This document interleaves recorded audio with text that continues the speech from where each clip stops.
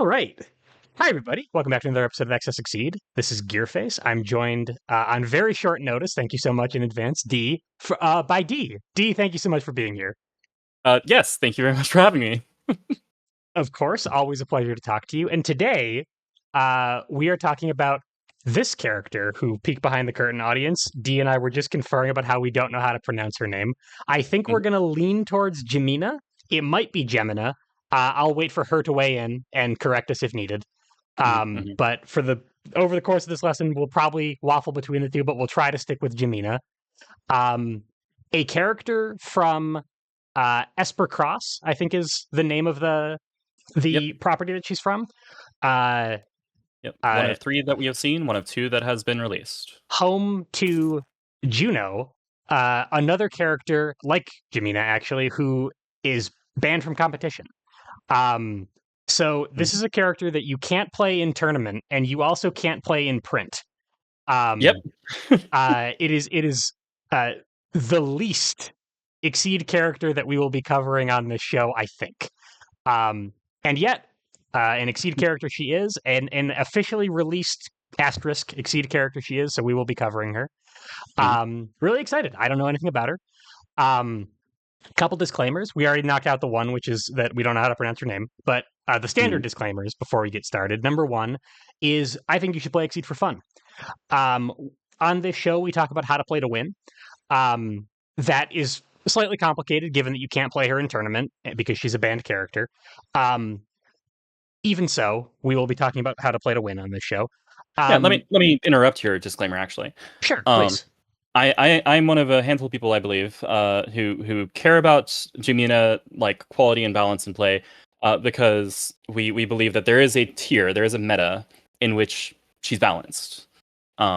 There's a handful of characters in the game who are banned from tournament play, but they can fight fairly with each other. So I really enjoy Super Exceed Turbo. Yeah, Super Exceed Turbo, exactly. Yep. I really enjoy playing the matchups between Alice, Juno, Jemina, and Carmine. And so in that context, right, like we were talking about you're playing matchups that aren't fair into anybody else in the world, but they're still pretty interesting and they're still pretty fun. They're still Exceed because the power level you're playing at is comparable. So like we were talking about playing to win because that is a real consideration when you're playing Super Exceed Turbo. Got it. Okay, yeah, no, really important distinction. All that said, that we're going to be talking about playing to win, it is more important that you play Exceed for fun. If the lines of play that we're discussing don't sound fun to you, please don't play that way. Play the way that you do find fun. Disclaimer number 2 is that we don't know everything. Exceed's not a solved game. We're going to be talking a lot in terms of always do this, never do this, and sort of prescriptive advice on this show. Please ignore all of that if it strongly differs from your experience. Develop your own lines of play with this character. Take it all with a grain of salt, and tell us why we're wrong. But yeah. All that aside, D, please, I'd love to know a little bit about Jemina. Yep.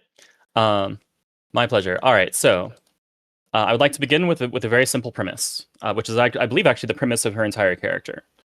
Normals are good. That's true. All right, cool. We're in good shape.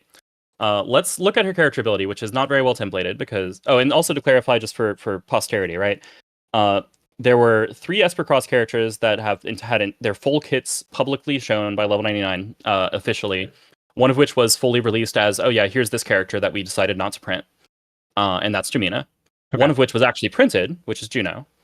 And one of which was, here's this character that we think is pretty much done, that we're gonna release for people to play on Tabletop Simulator, but not really commit to whether they're actually finalized. Maybe we'll make some changes and so forth. That's Rion. Who was officially withdrawn after that. They were like, no, this character's not actually, like, not ready. It's fine. It doesn't actually work. I've never even heard of Rion. Well, fun fact, there's a in out of respect for like how far he got, there is a fan-made variant of Rion which tries to like kind of wrap up the design a little bit and say, actually, let's just polish this up a bit, which is Noir. Because I have to explain the joke, right? Rion is Noir backwards. Sure. So we just turned it forwards again and said, no, we reject the joke. Yeah. No, you're saying to level 99. I think you guys misspelled this. Is this what you meant to say? Yeah, obviously they put it in mirror. Of course, yeah. Yeah. So that that character, da-da-da-da-da, uh, there's our goofy uh, Noir, who is a fair representation of the kid, plus a little bit of a dev pass. But as I said, this character like officially withdrawn, not actually finished by level 99. Jemina and Juno were finished designs. Okay. They were, this kid is done. We're not ever making any more changes. Okay. But I think it's amusing that we actually do have three characters to cross compare, because they're very different. Juno's a rushdown. Rion is a well, what we like to call set play and exceed, basically a boost character, a defensive setup character. And Jemina, which is the reason I'm here, is a grappler. Aha. Okay. I knew that you were qualified for the job. But I was very curious what exactly, like I said, I mean, the unique thing that I bring to this show is that I don't know very much about these characters, even more so for Jemina. I know nothing about her. So like I can usually suss out, like I knew before my lesson with Moriarty on Gabrek that Gabrek was a grappler, right? Oh, sure. Even I can the, look at him. yeah, right. He's large. Even the Mhm. core premise of the character I had no idea. So I'm already learning things, which is very, very exciting. Yep. It's also interesting that she kind of rides the line between like she's an official Exceed character. She's not released yet. We obviously we can play her. She's in the module. Her Mhm. kit is known. She was finalized. She feels like she's a custom character made by level 99. That's a good way to put it. That's a good way to think about, like, in general, like the unpublished, unpublished, unprinted. There, Yeah. unprinted design. Where it's like, yeah, you can play with some goofy stuff that never really like got to a Quite point where they decided quite it was saw the worth. light of day. Yeah. Yeah. Um, So and friend Jemina does have issues. We actually know that there was one more round of changes that was intended that this doesn't represent. Like right. they were even thinking about making more changes that they didn't. Interesting. Oh, cool. I mean, so all that to say, friend of the show, Avusonian, who's wondering when I'm going to start covering custom characters on XS Exceed. The answer is right now and no other episodes. But yeah, so she's a grappler. That's where we were leaving off in terms of strategic advice. Yes. Now this is my premise. And part of the reason, so when we go through her whole kit, it might not be obvious. It might be obvious, but it might not be obvious why she's a grappler. Let's read her ability, which as I said is terribly templated. But it says she can make her specials or ultras EX by setting the related normal. So the reason I have her specials and ultras laid out like this is so that you can see, for instance, here's assault and tackle assault. Right. I'm starting with this example because you can see that the attacks are literally the same.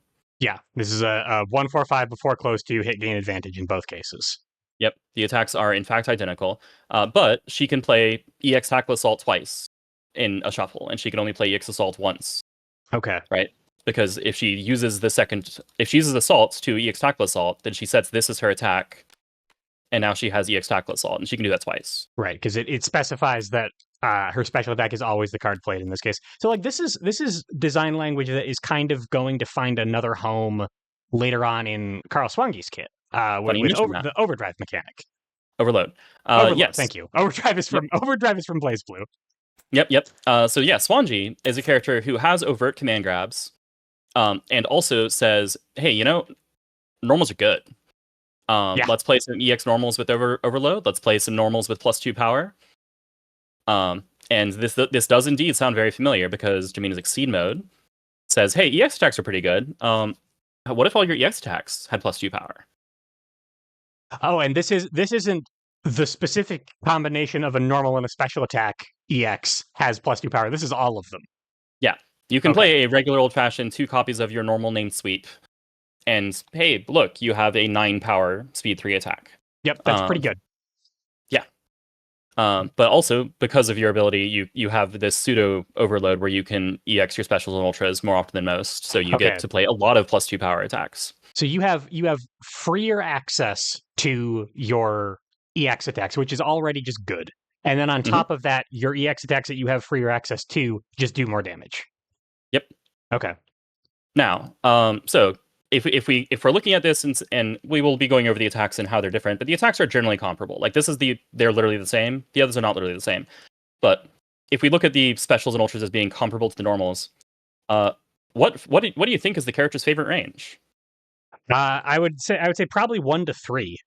Correct. So this is where the normals house. Grasp only hits at 1. Cross only hits at 1 and 2. Assault is 1 to 3. Dive by default only hits at 3 and 4. I will spoil slightly that her unique dive actually hits at 1 to 4. Okay. Spike is 2 to 3. Sweep is 1 to 3. Tokus is 1 to 2. So it's 1 to 3, favoring 1 and 3, because the thing that you can play on curve at 2 moves you out of range 2, moves you farther away. Generally, with that regular cross loop, hers is different. So like the core reason that she is a grappler is actually because she wants to be playing attacks that look like normals, are normals, or are generally shaped like normals, and therefore she's going to be hugging range 1 to 3 all the time. She does not have ranged tools. She has literally one attack that can hit at range 4 without moving closer, and it's not a good attack. Okay. Like she lives at 1 to 3. That not just thrives. That is where she exists. Beyond that, she just doesn't really exist. Okay. Sure. Mm-hmm. All right. So as we're talking about this, I have had a lesson on Juno, Mm-hmm. and the Juno experience was, like one of the reasons that Juno is banned is that a lot of her stuff is just kind of like slightly too strong to be printed. Like she has a lot of very very very strong tools, and then her exceed mode, the boost recursion and sustainability allowed by her exceed mode gets out of hand very quickly. Mm-hmm. And another banned character, Alice, is banned because of how Alice she is, right? Like there are incredibly over the line things that she's doing. Yep. Is freer access to EX normals or EX specials with bonus power sort of like the reason behind Jemina's banning, or is there more to it that I don't know yet? It's the tipping point. Okay. So I've shown you the one that's the same. If I now say that all of the others are arguably upgrades, you might get a sense for her attack quality. Yeah, because normals, as we started with, normals are good. Normals are good. EX normals are better. Upgraded EX normals are very, very good, and you add +2 power and they get really dumb. Yeah, okay. Without her exceed mode, I think she would merely be like the strongest character in the game outside of the S plus tier, or whatever you want to call the EX tier. I don't know what people call this. Right. Outside of the ban tier. Outside of Alice tier. Like, with no exceed mode, she would probably only be the strongest character in the game. And then, she would get banned because she's unquestionably the strongest character in the game. Right. But like with that, she ascends to their level. Okay. Interestingly, though, that's not what makes her compete with them. In a lot of ways, it's what makes her crush everyone else in the world. Okay, this is a situation where like because the meta is different when you're including the Super Exceed Turbo characters, she actually needs to play differently. Yes. Characters who don't need characters who don't meet the height requirements to play Super Exceed Turbo, she can beat by just doing this. Yep. Or rather, just doing this. Yeah. This alone will essentially kill every character in the game that isn't in that tier of clearly bans. Okay. So for the purposes of this lesson, we are assuming that our opponents are Alice, Carmine, Juno. Correct. Okay, makes sense. And any future characters that are developed, particularly among customs, who are effectively at that tier. Yeah, who are sort of because there is this like sort of, for people who don't know about the custom scene. First of all, it's awesome.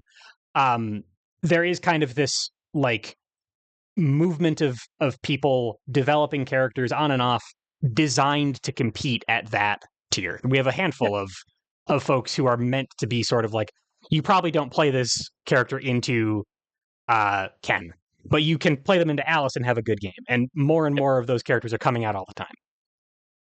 Yeah, it's a steady trickle, right? It's every once in a while someone's like, man, I really want to make this character, but it would just be wrong for them to be balanced. Right. And someone's like, well, why don't you balance them at Alice level? And it's like, cool, I can make this overpowered character. They still feel like the character I want to represent.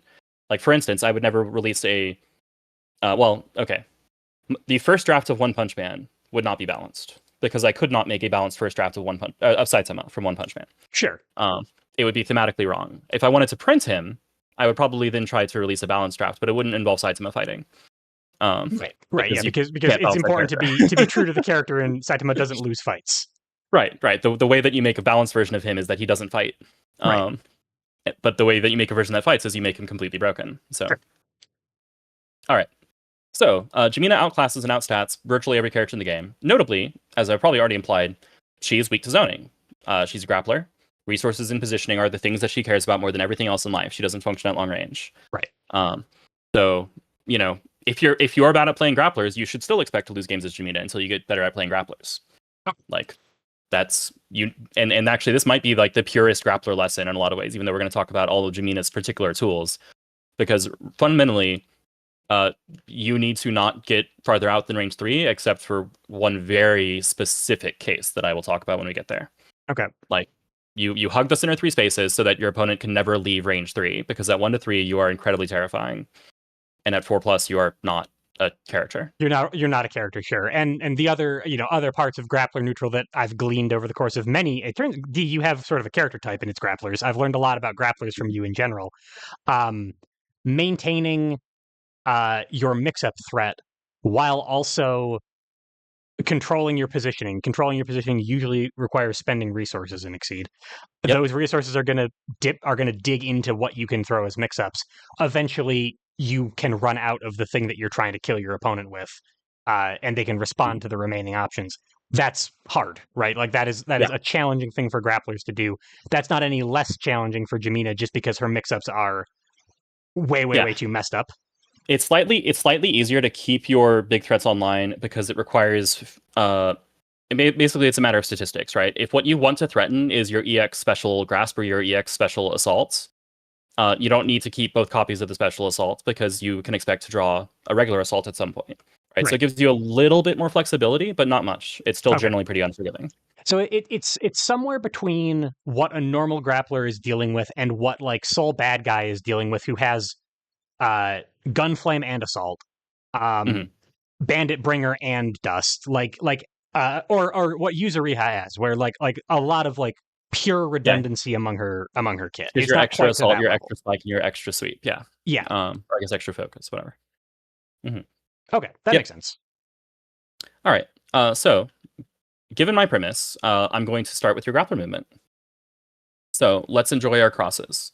So we're familiar with cross. It's a boost. You'll play the attack if you absolutely have to, of course. This is true of everybody. Sure.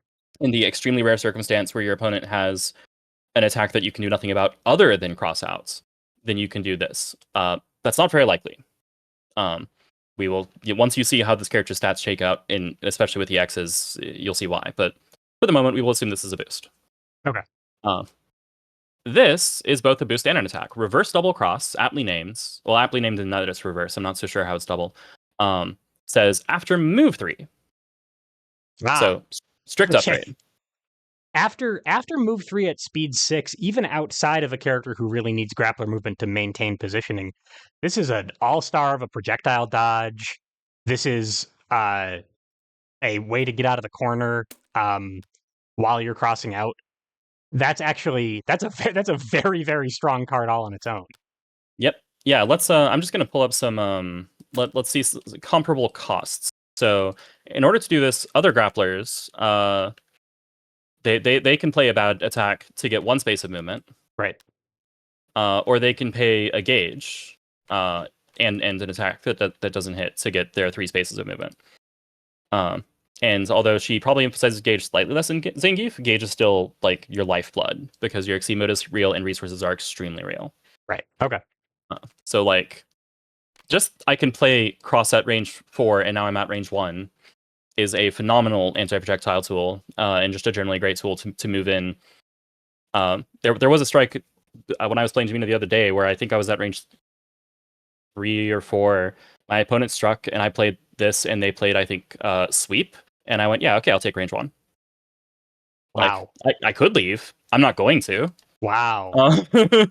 So they effectively, I mean, if you weren't even in range of the sweep in the first place, they baited you, and you took the bait knowing it, and you're like, yeah, I would prefer to be at range 1 to threaten my stuff. Yeah, I'll take 6 damage and lose a random card, and then on my turn, they will regret it.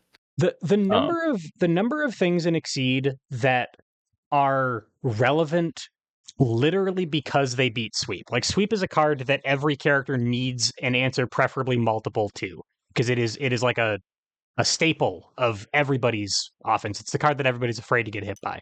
Yep. That speaks volumes of what Jemina can do at range 1 that you would prefer that to Yeah. dodging a sweep.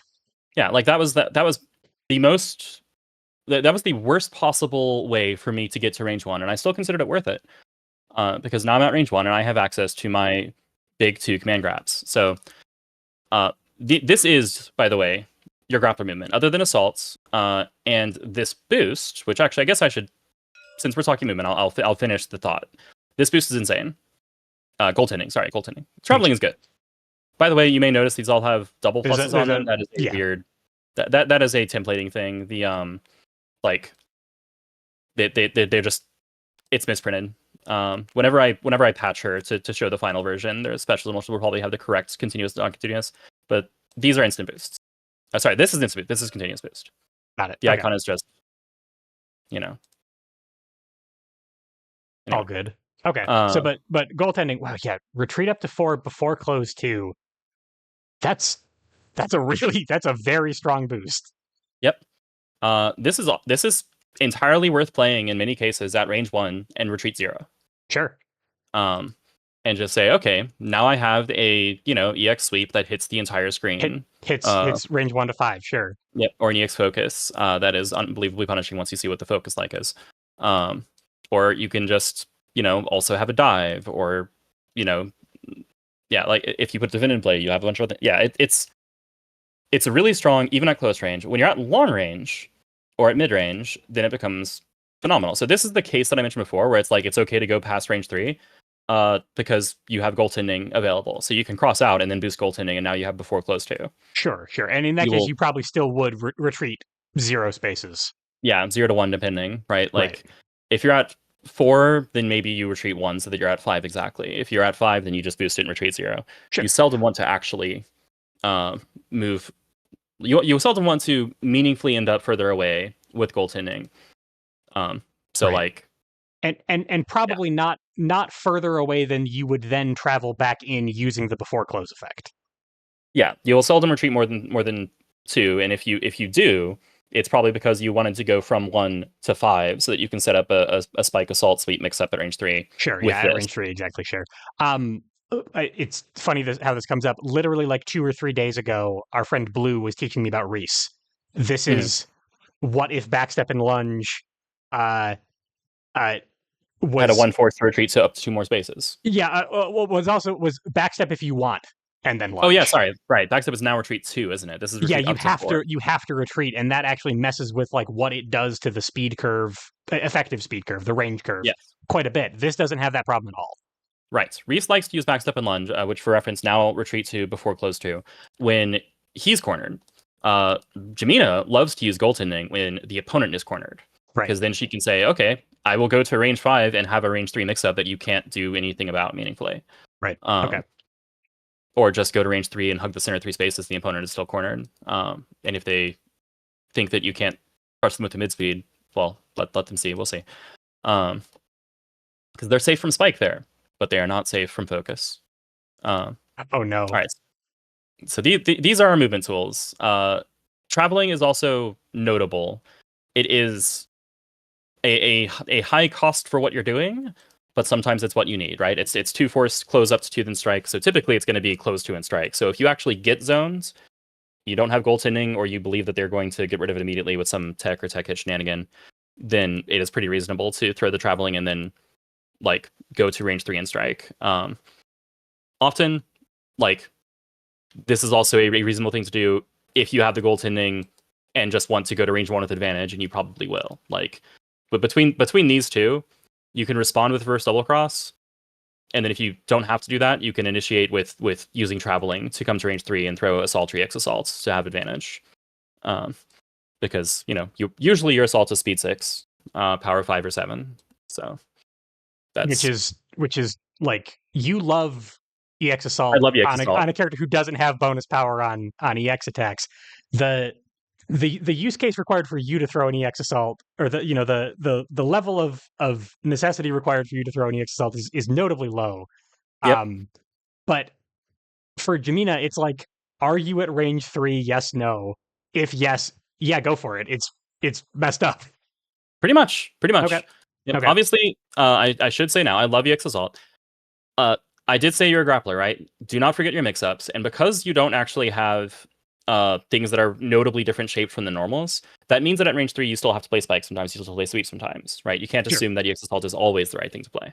Sure. Uh, On curve, above curve. I'm sorry, it's 6 speed. Above mhm, curve 7 damage is an ultra, right? Uh, mhm. it still trades with focus. If you're Yeah, always throwing that, they are responding with a focus that wouldn't hit otherwise, but they know you're going to do that. yeah, Uh, and in the matchups that we're most concerned about, characters will have like enough bonus speed or enough bonus power or enough defense that it's not necessarily going to clear things, right? So like Carmine has an extra copy of focus that has extra range and pushes the opponent away. He has 2 extra sweeps. He has a stun immune ultra, right? Like he's got a bunch of things that if he wants to trade, he gets to trade.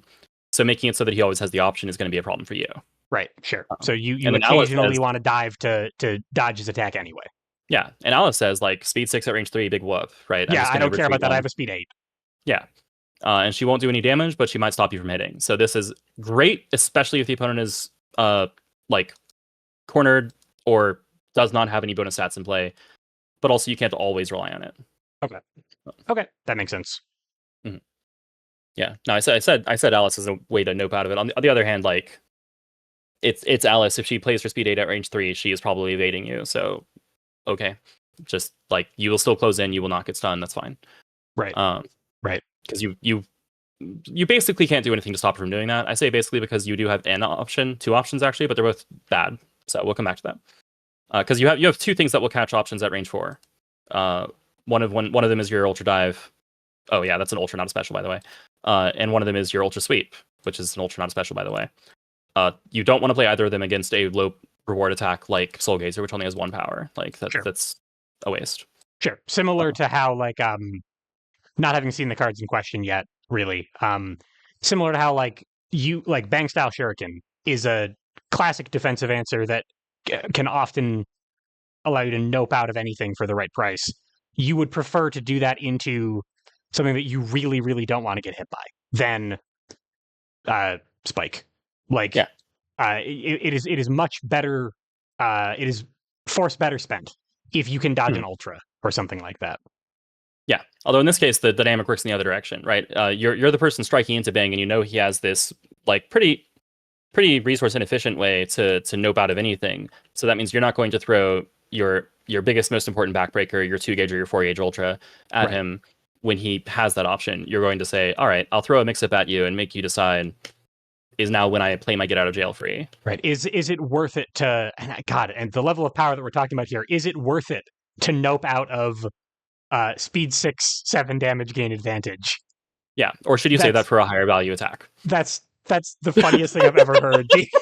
that's that's so what are we doing here? That's Yeah. really, really good. Okay. I need to occasionally like because we're structuring this more or less like a regular lesson, I need to like just so I can remember what we're doing. Hold on. Let's take a look Real at what we're up against. No, I'm moving our classic training dummy. Oh yeah, that's not the right training dummy. Yeah, and All pulling right, here we Alice go. instead, just so I can remember that we're talking about a character who's like the concerns of Jemina are not for us mortals, right? No, no, they're not. Okay. All right. I'm back. I'm ready to go. That's All the right, funniest thing I've ever heard. fantastic.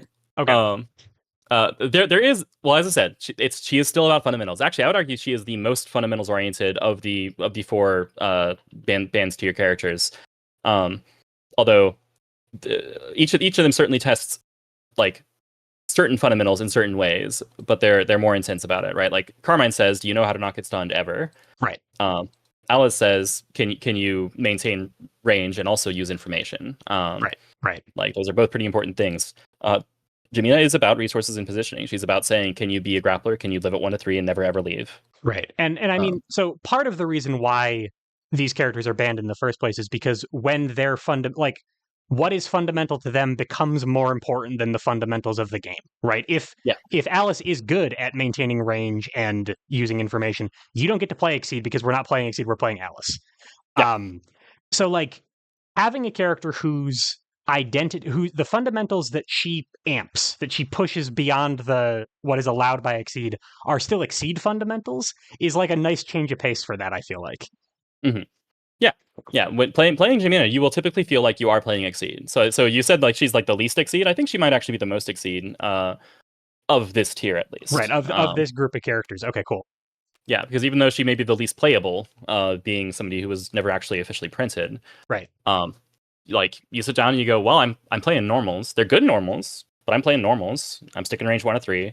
I'm playing mix-ups. Like I'm sure I'm playing Exceed. It's just Yeah. really, really high powered Yeah, it's Exceed. just really, really okay. That is and especially in the context of these characters, I can see why this dynamic becomes very interesting. Mm-hmm. Yeah, Okay, cool. it's also kind of what makes you a grappler because you have the issue of like, oh well, they've got this dumb stuff that I have basically no way to do anything about. Cool, let them do it. Spend life for positioning, buy Right, yourself time, mitigate your right. losses, Yeah, then get in and kill them. I've played Tager. Like that is the exact same dynamic that I'm used to with a character Mhm. whose mix-ups are not this strong. Yep. That's really Yeah. interesting. You say, yeah, I'll lose this strike and the next one, and then win so Three in a hard row. that it won't matter. Yeah. Yeah, or three Oh, at once three at rather. once. Three at But once. I'm winning three at once against Alice, which feels pretty cool. Yes. Okay, I Yeah. get you. I think I see the appeal then. Cool. Let's talk about how you win 3 at once. Yes. So we've gone over our grappler movement and our traveling, which is a notable, you know, this is basically Tager's Ultra Boost, right? And its cost is even the same. It's close up to 2, usually close to now strike. Right. Very good to use. Notably useful when your opponent has a bunch of ways to bait a reverse double cross instead of throwing projectiles, but is running their mix-ups well. It lets you say, no, let's not do the mix-up at that range. Let's come in and do the mix-up at a closer range. Right. I still prefer to use the attack because the attack's much more efficient, of course. You know, one force in this card, and I'm striking with And a a card you're third striking card with, sure. versus just the one card I'm striking with to move 3. But yeah, so that's basically the extent of your grappler movement. Let's talk about your dumb command grabs. All right. So I've talked about how you got these things that are useful when the opponent is cornered. It's Right. important that you have those. When the opponent is not cornered, you have something much, much scarier. Behold, Jujutsu Grasp. Pull the opponent 4 spaces. If the opponent is at the edge of the board after this pull, gain +2 power. So it's not up to 4. It's exactly It's you're 4. throwing them as far as you can throw them every time. Mhm. Okay. Yep. All right. Gain So this +2 is a power. grasp, and This we is a believe. this is a 157 before we start talking about Gemina Yeah. stats. Yeah. We're starting at a 157 that beats sweep. Right. Right. And now, like I said, you're still mix up oriented. This still loses to focus. Right. If you play EX Jujutsu Grasp against focus, then it's probably only got 6 power. So you're hitting for 4 and taking 3. So you're merely trading up against focus. Against anything other than focus, this is 188. Yeah. Yeah. If 176 gain advantage is an ultra, I'm not really sure what Jujutsu Grasp is, but it's not allowed. It sure is a command grab. Yeah. It Wow. is 188, and the opponent is cornered.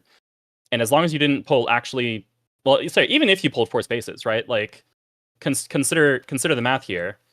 If you pull them 4 spaces and now they're at the edge, like that, this is not a good turn for you. Any other time you do it, you're at range 1 to 3. Right. So like this is the quote unquote now it beats sweep, but actually you don't want that. You But would if that was prefer the case, to beat sweep simply by dealing 8 damage to it. yes, which to be fair you will, Right. but yes. So any case except where you're in literally the center space, they are cornered at range, 1, 2, or 3, and they took an insane amount of damage, and that's awesome. Right. So it is extremely rewarding. I actually failed to do the math correctly. I was like, wait, if you stand center, does it give range 8? No, it doesn't. That is the one space where it doesn't. Right. But yeah, so this is where the opponent isn't cornered. Now they are. That's so scary. And they took 8 damage on top of it. And that, yeah. So the your threat profile drops off so substantially from range 3 to range 4 that throwing Jujutsu Grasp here, it's not a loss case necessarily because you're dealing 8 damage, they're cornered. That's all good for you. But like this is notably better. This is way, way better. Okay, cool. Yeah. Yeah, at 4, which is funny, right? So Alice, Queen of range 3. No, sorry, Empress, Goddess of range 3. Yeah. Yeah, so Satan's the queen of range 3, Bison's the king, Alice has to be higher than that. Let's Um, let if people haven't seen the Alice lesson, really quick, we don't have to go super far into it. Uh, +2 power and attacks do not hit you. We won't even talk about her kit. She's good at range yeah, 3, guys. yeah. I mean, you've got your nice power 7, speed 6, gain advantage at range 3. She's got a 9 power Yeah, at speed 6 that hits range 3. So like, and also like this whole attacks don't hit you thing. right. So, uh, you pull Alice to range 3, you're probably still fine. Wow. Because like you now I'd say that there's an important thing that you'll need, which is 2 cards here, and we'll come back to why. But with if you have at least 2 gauge after resolving that effect, then Alice is staring you down and you're staring her down. She does not have an advantage, um, and she hates that, by the way. Yeah, and that means like implicitly that means that every other character in the game is at a staggering disadvantage in this Yeah, situation, like a game losing disadvantage in this situation. yeah, Okay. yeah. They're in awful shape. Okay. Um, but yes, from here it's rough. So you need to have a follow up in mind, right? Just like any grappler. Hopefully you have reverse double cross in hand, so that if they do strike, you can jump in to range 1. Right. Because and of course if it's Juno, like Juno has massively above curve at this range, but one of them moves her closer and the other doesn't move and does 1 damage. So it's like whatever. An acceptable follow up in most cases is to just be able to play block, which I set aside as your only real normal, by the way. Turns out block goes to gauge, and man, that's good. Yeah, you want that both for Yeah. your exceed mode and for the mysterious ultras that we're going to get to soon. Yep. Notably, right, for a lot of people, it's like, I can initiate with block at range 4, and that's fine. Uh, Super Exceed Turbo, as the name implies, is often very compressed. You should not expect to have a lot of spare time. You should not expect to be able to make careless moves ever. Initiating with block is dangerous, because if the opponent responds with block, they won that strike. Because you spent Sure. a turn. They used your turn to get a gauge. Yep. So you'll often actually look for ways to respond with block that don't like cause a hard loss if you don't have ways to win that strike. And in this level of power, that will happen, right? Okay. You'll look at Alice initiating and go, oh, that's sword and cross. If I don't have 2 gauge, yeah, I'm not beating that. Right. I'll block and gain gauge, and then she will do Alice things. And next turn, I probably take 9. But hey, if that gets me my 2nd gauge, then actually maybe not. Like maybe I can compete in this mix up now. Yeah. And similar into the others, right? Like there are except for Juno, yeah, each of them has some distinct ignore armor option. So be aware of the ranges that where they threaten that. Try not to get screwed by it. Alice doesn't like playing hers. Carmine is pretty happy playing his very often. But yeah, consider block as a tool to build gauge, but not a tool to build gauge and let the opponent do whatever they want. Because unlike a game with Tager, unlike a game with Potemkin, you don't have so much effective life that you can do that and then shrug off the next 3 attacks, because the next 3 attacks might do 22 damage. Sure. And I mean the power level of Exceed that we're playing at is extremely amped up. Our life totals are not. We still have 30 life. Yeah. So like we have 30 life, which actually means that we have less effective life in these matchups than most characters do. Right. Because the numbers that you were just quoting, like 9 and 22, are not like in other lessons that we've talked about. I hate to keep harping on this point, but in other lessons that we've talked about, you're super excited to hit for 7. That's crazy. Yeah, 7's great. You run yourself into the corner as Faust, so you can play thrust and hit for 7. That's imaginary at this level of play. Like where these guys are, 7 is like it's a strong foundation, right? It's like my bread and butter attack is EX Assault for 7. Sure. That's a good way to look at it. It's not my command grab. It's not my payout. Yeah, it's not a payout. Okay. Yep. Makes sense to me. Yeah. Now, of course, you still have to get there, right? Getting starved for gauge is the thing that will cause you to lose the game. If you have to exceed notably late, if you can't get enough gauge to exceed and also threaten your big dumb ultra, singular, yes, then you will struggle. That's grappler life. Enjoy the struggle. It's good fun. Right. And then get your hands on the opponent, hit them just way too hard, and now the game is competitive anyway, because that's what grapplers do. That's what you do. Okay. All right. So you've seen Jujutsu Grasp. Let's also take note of the boost on Jujutsu Grasp. In the event that your opponent does not have, if you are advantaged, if you don't need Jujutsu Grasp, right? If you're sitting at range 3, staring down Alice because you have 2 gauge, this is a perfectly viable boost to play. And say, yeah, let me just make sure that my next payout is that much harder. Right. Because I'm still going to throw a mix-up, but it's going to be a mix-up that, probably hits for like 10 instead of 7. And if my opponent gives me more time, then it will stop being a mix-up, and it will It'll be an I still win. hit. Right. So red card is a good boost. As we can see, the little pattern of, oh, okay, I guess that's like an upgrade over the normal boost. Well, this one sure is. Costs a force, and that's real. Costs a Jujutsu Grasp, and that's real. But like, +3 power is an insanely good boost. Sure. 3 is the very first thing I learned on XS Exceed from you was how much more 3 power is than 2 power. Yes. There's a reason it costs twice as many cards to play it as the one that says +2. Is that still true on a character who hits this hard? Is +3 power still that much more? It's a little. Well, before you exceed, it's true. Before you Okay. exceed, it's true. Because you don't have your +2 to rely on. Which also means there are cases where that +3 saves you from needing to EX something.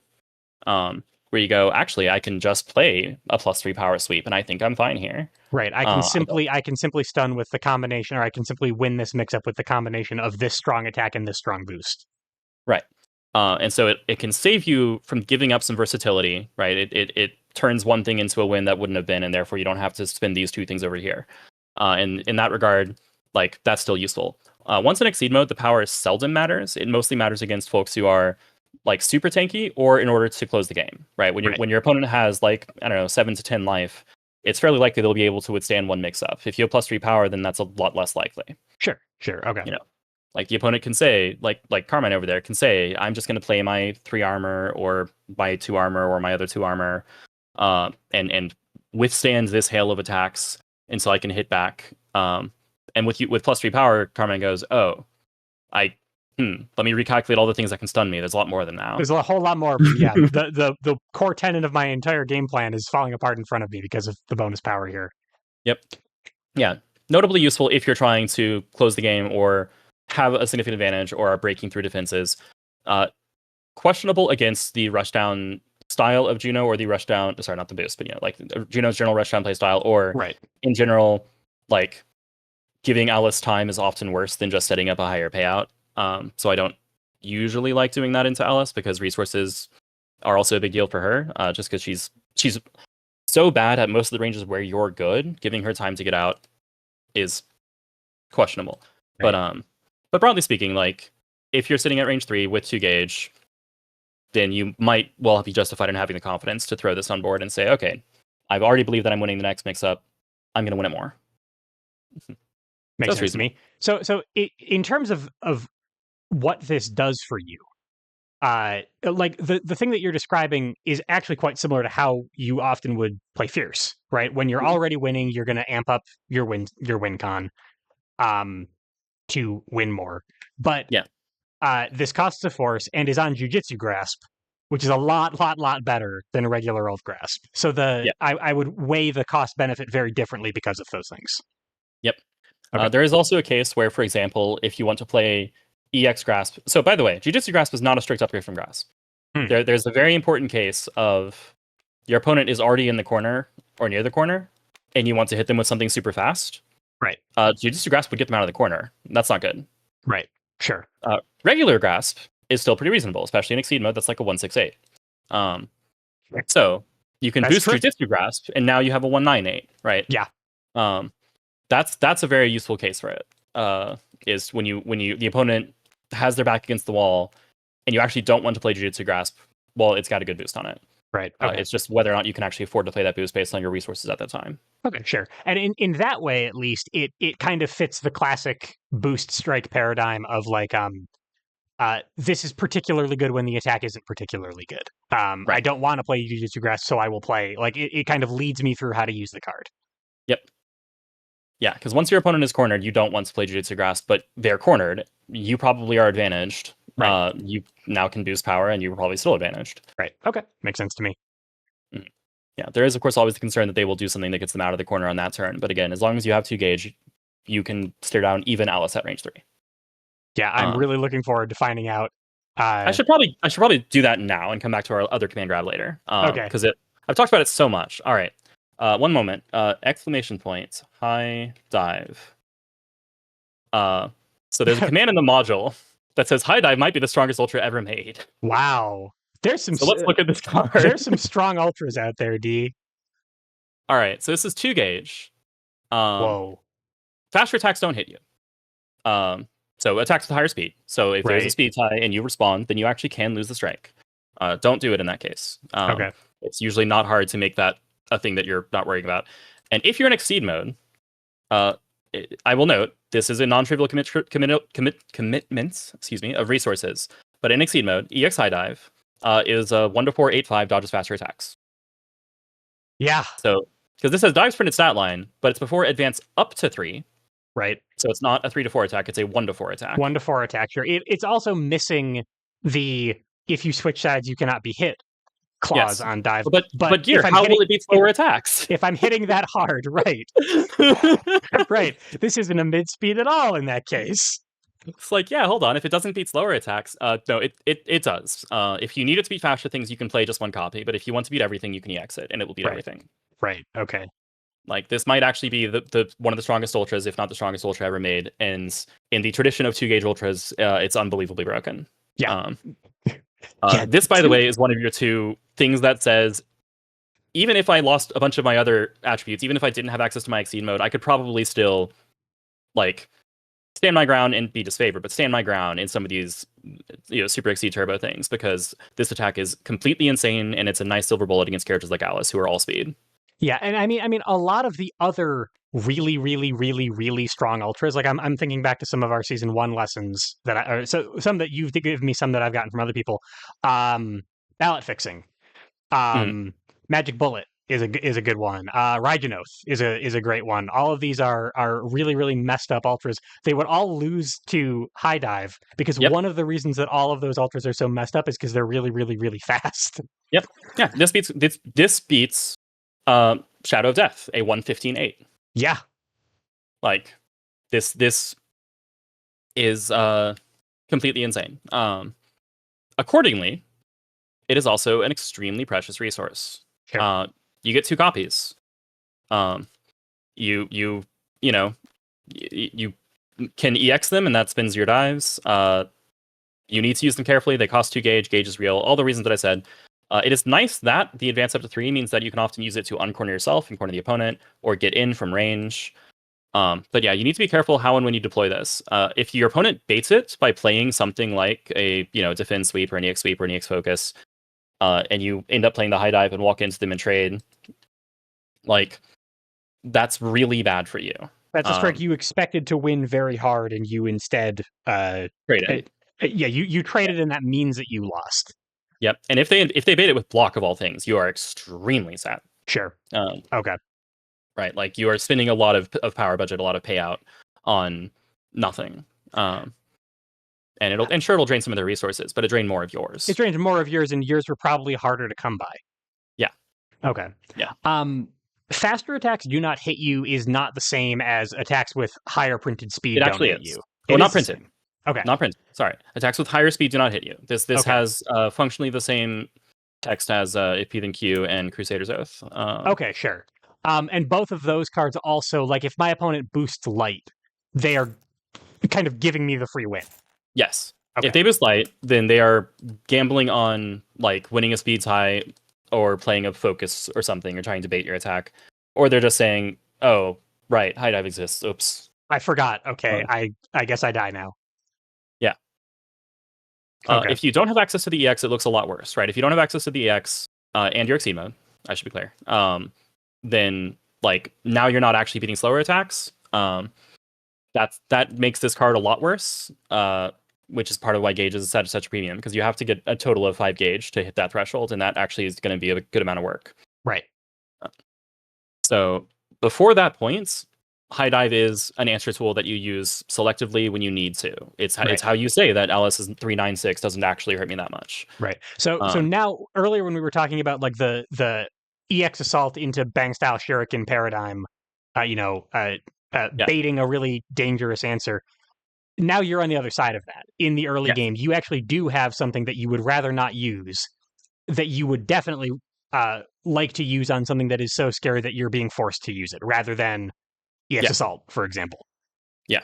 Yeah. If at all possible, survive as long as you can without using high dive as an attack, so that you can get your Exceed mode online, have some resources to play with in your gauge, because you do have some force costs. We've already seen a couple of those. Sorry, we've already seen 3 of those. Literally all of these are force costs. Right. And actually, I will spoil one more detail, which is that only one of these boosts doesn't have a force cost. Okay, so she's got a quite expensive kit in general. Yes. Sorry, not counting this one. This is not a real boost. I was going to say, yeah. It's strictly upgraded tech, but it's on high dive, so it's almost always unplayable. Right, yeah. No reason to do that. Honestly, it seems like even playing regular tech might be sort of difficult because it would give up part of it a way to do an EX high dive. It is. And notably because of that, you need some other answer to Boost Wars. We'll go to that card next. Okay. So, well, if high dive isn't good enough to answer Boost Wars too. Yeah. So if the Boost War that you need to answer is power, right? Then you can probably answer it by playing your own power and outspeeding and stunning, or you answer it by playing your speed and outspeeding and stunning and evading or whatever, depending on exactly what your opponent's kit is shaped like. Because into Alice you want to outspeed her, into Carmine you need to overpower him. It sure. Depends on the character. Sure, makes sense. And it's Juno. It kind of depends on what boost she has in play.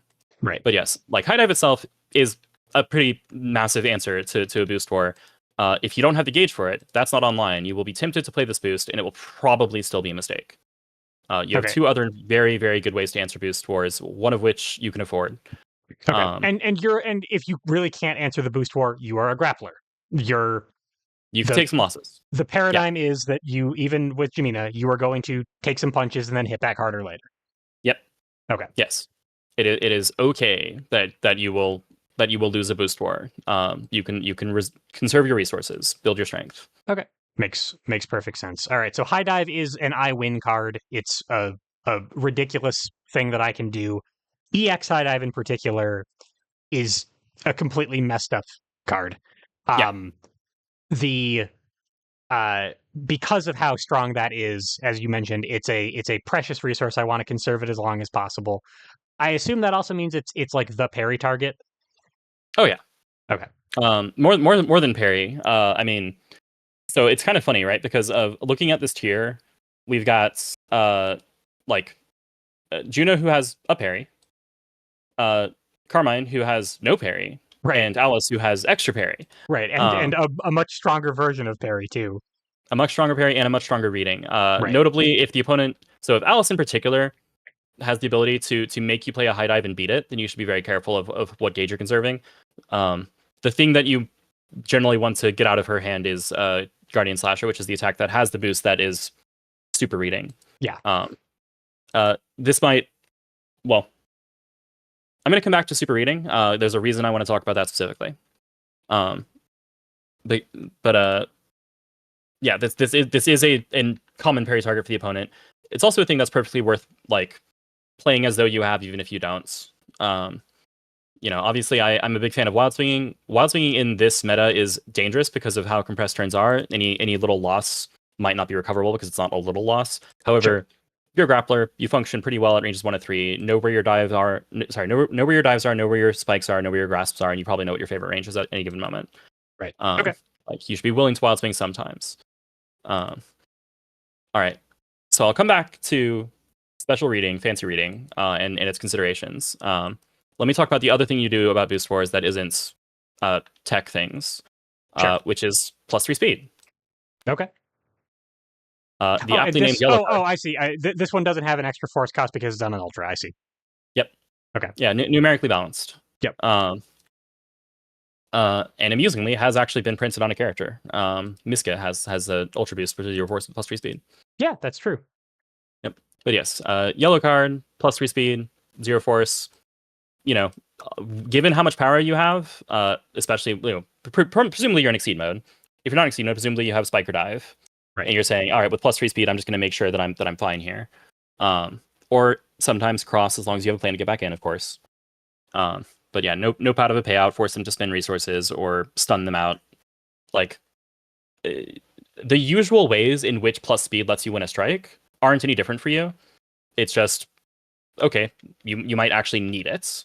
Right. Um, And because and you are and the reluctant to competition that you're up against, the competition that you're sweeping, as it were, Mhm. might have Juno and Alice are fast. Like they might have some things that you actually need plus Yeah, 3 speed, and you're still playing a mix up into, especially during a boost war situation. yeah, yeah. I'm pretty sure. Like relatively recently, I was playing Jemina and Jemina into Alice, and I'm like, yeah, I have plus 3 speed. Okay, so if they initiate, I have to decide if I think it's Soul Gazer, the speed 8 card, because I can't just play Spike or Dive or Assault carelessly. Like, Right. why would any Right. of those automatically win? I only have plus 3 Yeah. speed. Yeah, I only Uh, have plus 3 speed. Again, okay, gotta reframe the expectations here. Um, yep. so plus 3 speed, it goes on mid speeds, it goes on whatever I need to keep parity with my It opponent. goes on mid speeds, or it makes your fast enough. Sure, there you go. And it's just the only difference is that obviously 3 is higher than 2, but also the hits I'm getting are absurd. So confirming those Well, hits is a great yeah. idea. The other difference is that Sweep is your only copy of Sweep. You might be looking at this card thinking, don't you have a perfectly good Ultra Sweep? No, this is not an attack. Okay. Um, this is a 4 gauge Ultra that is barely better than Sweep. Discard any number of cards with sweep in their name for plus 2 power each. Yeah, What so an if you were going to odd. do this, you would EX it, Right. um, assuming in Exceed mode. If not in Exceed mode, it kind of lets you dip into your Exceed ability a little bit, where you can hit for 12, right? Um, but you'd rather just EX it to hit for 9 and then spends 2 more to hit for 13 if you have that ability. So Right. like, but if you have 4 gauge, why aren't you in Exceed mode? Sure. Right? And If you then have and 4 then gauge and you if are you in have Exceed 4 gauge mode, again, why aren't you high diving? yeah. And if you have used High Dive already and you have 4 gauge, how's the opponent not dead? Right. Yeah. Like, Who are you fighting? yeah, what in the world happened there? Okay. Um, I have actually played A Sweep the competition. It was pretty unusual. I think it was Alice playing a lot of her armor boost and stun immunity, so I was actually trading a lot more and at lower numbers than usual. Okay. And I think it was a mistake. I think I shouldn't have done that. So Um, so this is a 4 gauge ultra. It's also my EX sweep target, right? This is the thing that I would play with sweep to make it an EX sweep. But no, it's not because it's a 4 gauge no, ultra. This is my EX sweep, same as anybody else's. yeah, this is your regular sweep and your EX sweep. Okay. And if you EX it, you need both copies of sweep, which is a pretty Right. high cost. Except that it's not really costing you all your lights because you have this. Exactly. I was about to say. So like the difficulty of playing EX sweep often is giving up both copies of light. I don't care about that. I got a better one. And there's no competition on this card except that I can spend it as 2 force. Yep. Okay. Yeah, and depending on the exact board state, right, with plus 3 speed, if you also have EX sweep, then you have a pretty decent stat line. At a 1 to 3 9 6, I think. Yeah. For EX sweep. Yeah. That's pretty Um, good, D. pretty good. It might not be enough, but it's pretty good. If you get Right. to initiate, it's probably enough. Um, not so much at range 3 against Alice, but that's Alice. But yeah, again, the level of power that we're talking about here. Okay, so I mentioned that this is also something you could spend as force. You're a grappler. I know that grapplers Mhm. be like that. Yeah. Is this card also often sometimes just force? Yes. Okay, because high dive sure isn't. Like, no High way dive am is I not spending this as force if I can possibly if I avoid can it. help it. Yeah, Yeah. Unless it is the difference between winning and losing right now, and I also don't have 2 gauge. right. Because if I have 2 gauge, it's probably just better to have high dive. Yeah, if it's if you have 2 gauge and you have high dive, it's probably not the difference between winning and losing because you have high dive. Yes, exactly. Okay. Um, but yes, I love speed. I like being faster and doing my thing. In many cases, this is only necessary because of the level of power that you're competing with. Level of general game power, not like the number power, not red number power, but like Sure. because you're in Super XC Turbo is why this is so relevant. In most other matchups, it's just unnecessary. If you're Right. playing Yeah. against mortals, you can just boost power because you already have speed because you're Yeah. already EXing You're stuff. already doing just fine because of all your EX attacks. Yep. Okay. Um, but yes. So yeah, good boost. Makes it easier for you to play sweep because you have another speed boost. Right. Okay. Makes sense to All me. right. Let's now talk about something that costs 2 force because we have just covered this card that is often 2 force. It is also your second command grab. It is also your second major tool that levels out the matchups that would otherwise be a problem. I've hyped it up a lot. Here's Faultless Focus. Let's look at the attack first. Because the attack actually looks very underwhelming. It's 1, 2, 4, 1, 3, 4. So 3 armor, 4 guard. I like 3 armor, 4 guard. 3 armor feels Yeah. pretty good. Hit, draw 2 cards feels pretty great. Yeah, so it's definitely side grade focus. It doesn't have you can't be moved. Right. So it might lose to grasp. It is another nice thing to do if you're cornered, because then it doesn't lose to grasp. But also, Right. like, it just has extra armor on it. And the reward on landing is that you draw 2 cards, which is actually a huge deal because that effectively saves you a turn of drawing cards at some point that you would have to take. Sure. And every turn is a huge, huge deal in this, like in Super Exceed Turbo, in Exceed as well, but even more so in Super Exceed Turbo. Right. This is competent enough as a defensive option, maybe not quite to the extent that Focus is because it is missing some text and it's a hit, not an after.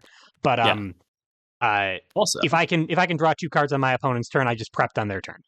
Yep.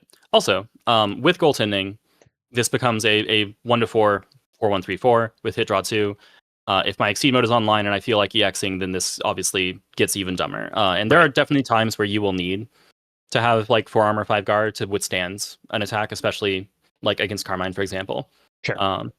Like 7 armor or 7 defense just isn't enough in many cases. Right. So being able to EX this, like to play EX focus twice and trade at a massive scale is really, really helpful. But yeah, this is kind of an anti-projectile tool in that if you attach goaltending, it is your slow anti-projectile tool. It lets you tank a hit and come in. Right. It could even in the situations that we were talking about a second ago when we were talking about goaltending, where like I'm sorry, no, that was on that was the reverse double cross situation where you ran into a sweep. My point is that goaltending into Faultless Focus would let you underspeed a sweep. Yeah, it ducks under a sweep, assuming that you're not EXing or if the opponent is initiating. And in the event that you are trading with sweep because you like played it at range 3 or something, or even at range 1, you're trading up against sweep. Feels pretty good. Yeah, feels pretty good. Okay. All right. I can't. I hate to tell you, I did glance down during the description of Faultless Focus, and I did see Perfect Read. All right. So you are familiar with reading, which forces the opponent to play a particular normal if they have it in their hands. Yes. Well, Perfect Read forces them to play a particular card. Right. But it's actually better than that. So, to begin with, name a card. Your opponent reveals their hands. Then you strike. Right. Right. So, you name something that you want them to play. Then, whether they have it or not, they show you their hand, and now you're picking what you're attacking with. Now that you've seen their hands. Now that you've seen their hand, sure. Also, if they have it, they have to use it, including if you named it an Ultra, for example. An Ultra, right? So is this just strictly better than Soli Diabolic? It's not strictly. I believe Soli Diabolic is cheaper. I will double check. True. But yeah, there you go. It has the same. Yeah, that's a 0 force special boost. Yeah. Also, so this reveals the opponent's hands, but it costs 2 force. Right. But it has the same clause as Soli Diabolic, where if your opponent revealed an Ultra, or if you named an Ultra and your opponent has it, they have to pay for it. Yep, because they played it from their hands. Oh God, why did we do this twice? Why did we do this twice? And also, as the Exceed community, why are we so excited about Soli Diabolic? Why is that our point of reference for a messed up reading boost when Faultless Focus is right here? I'm sorry, when Perfect Read is right here. Probably because Alice was actually played in tournaments. That's true. Yeah, no, the fact that she was printed at all is probably useful. God, that's so messed up though. Yeah. So the Perfect Read, you see their hand before you choose your attack. I probably don't have to explain why that's amazing, right? You can look at the tools they actually have on hand. Because one thing that is common across all these characters is the like importance of their resource flow. So Carmine goes through his deck relatively slowly because his turns are generally very low tempo. Alice tries to go through her deck faster, but she's bad at it. She is not good at drawing cards. Her card draw's pretty bad. Yep. And in Juno's case, like she has good card draw, she can go through her deck fairly quickly. But like she doesn't have a lot of mix-up, she just has a lot of stats. Right. So often knowing what's in her hands will let you just construct something that she can't do anything about. Because she's usually setting up a specific thing. Like she likes general purpose stats, but you also have general purpose stats. Right. Also, Juno's the likeliest one for you to be able to just throw a wrench in and make her play some waste of a card. But in that I think her special quality is generally low. Right. Which is funny to say, but at this power level, I think it's low. Sure. No, Right. I having seen the characters in question, I think I know where you're coming from there. Um, I guess the other point of comparison with Soul Diabolic in the context of Alice's kit, um, the way that Alice tends to play that card is in the middle of a completely unstoppable advantage chain that's hitting you for Yes. like 25 damage. Yes. Gemina doesn't have that, right? No. She like her you shouted out Alice as playing with information management Mhm. as one of her sub themes. This is true despite the fact that Jemina has an analog to Soul Diabolic, and it's because when uh when Alice knows your hand, you might not get another turn for a while. Yeah. Yeah. Like Okay. it is actually part of Alice's game plan to construct an uninteractive advantage chain for lethal. Mhm. Perfect Read, I would argue, is not part of Jamina's game plan. It's just a It is, really, really strong thing she can do.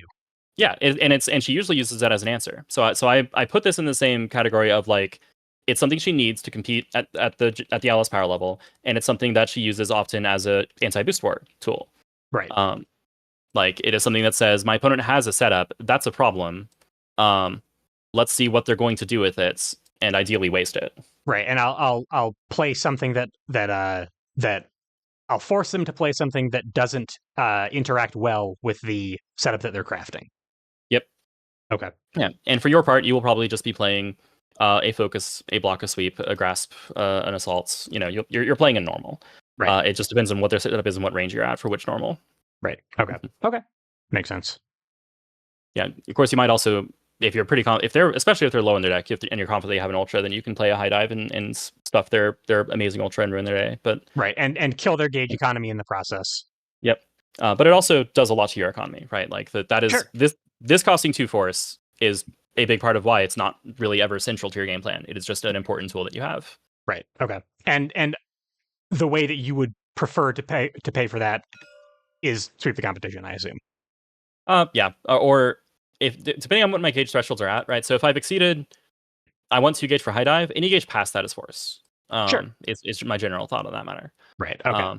I'm also generally fine throwing away, like, if I don't think I'll have a safe time to play block, which block is hardly ever safe. But if I think I can respond to something and get gauge at low cost, then I'll do that. Then like block is often force.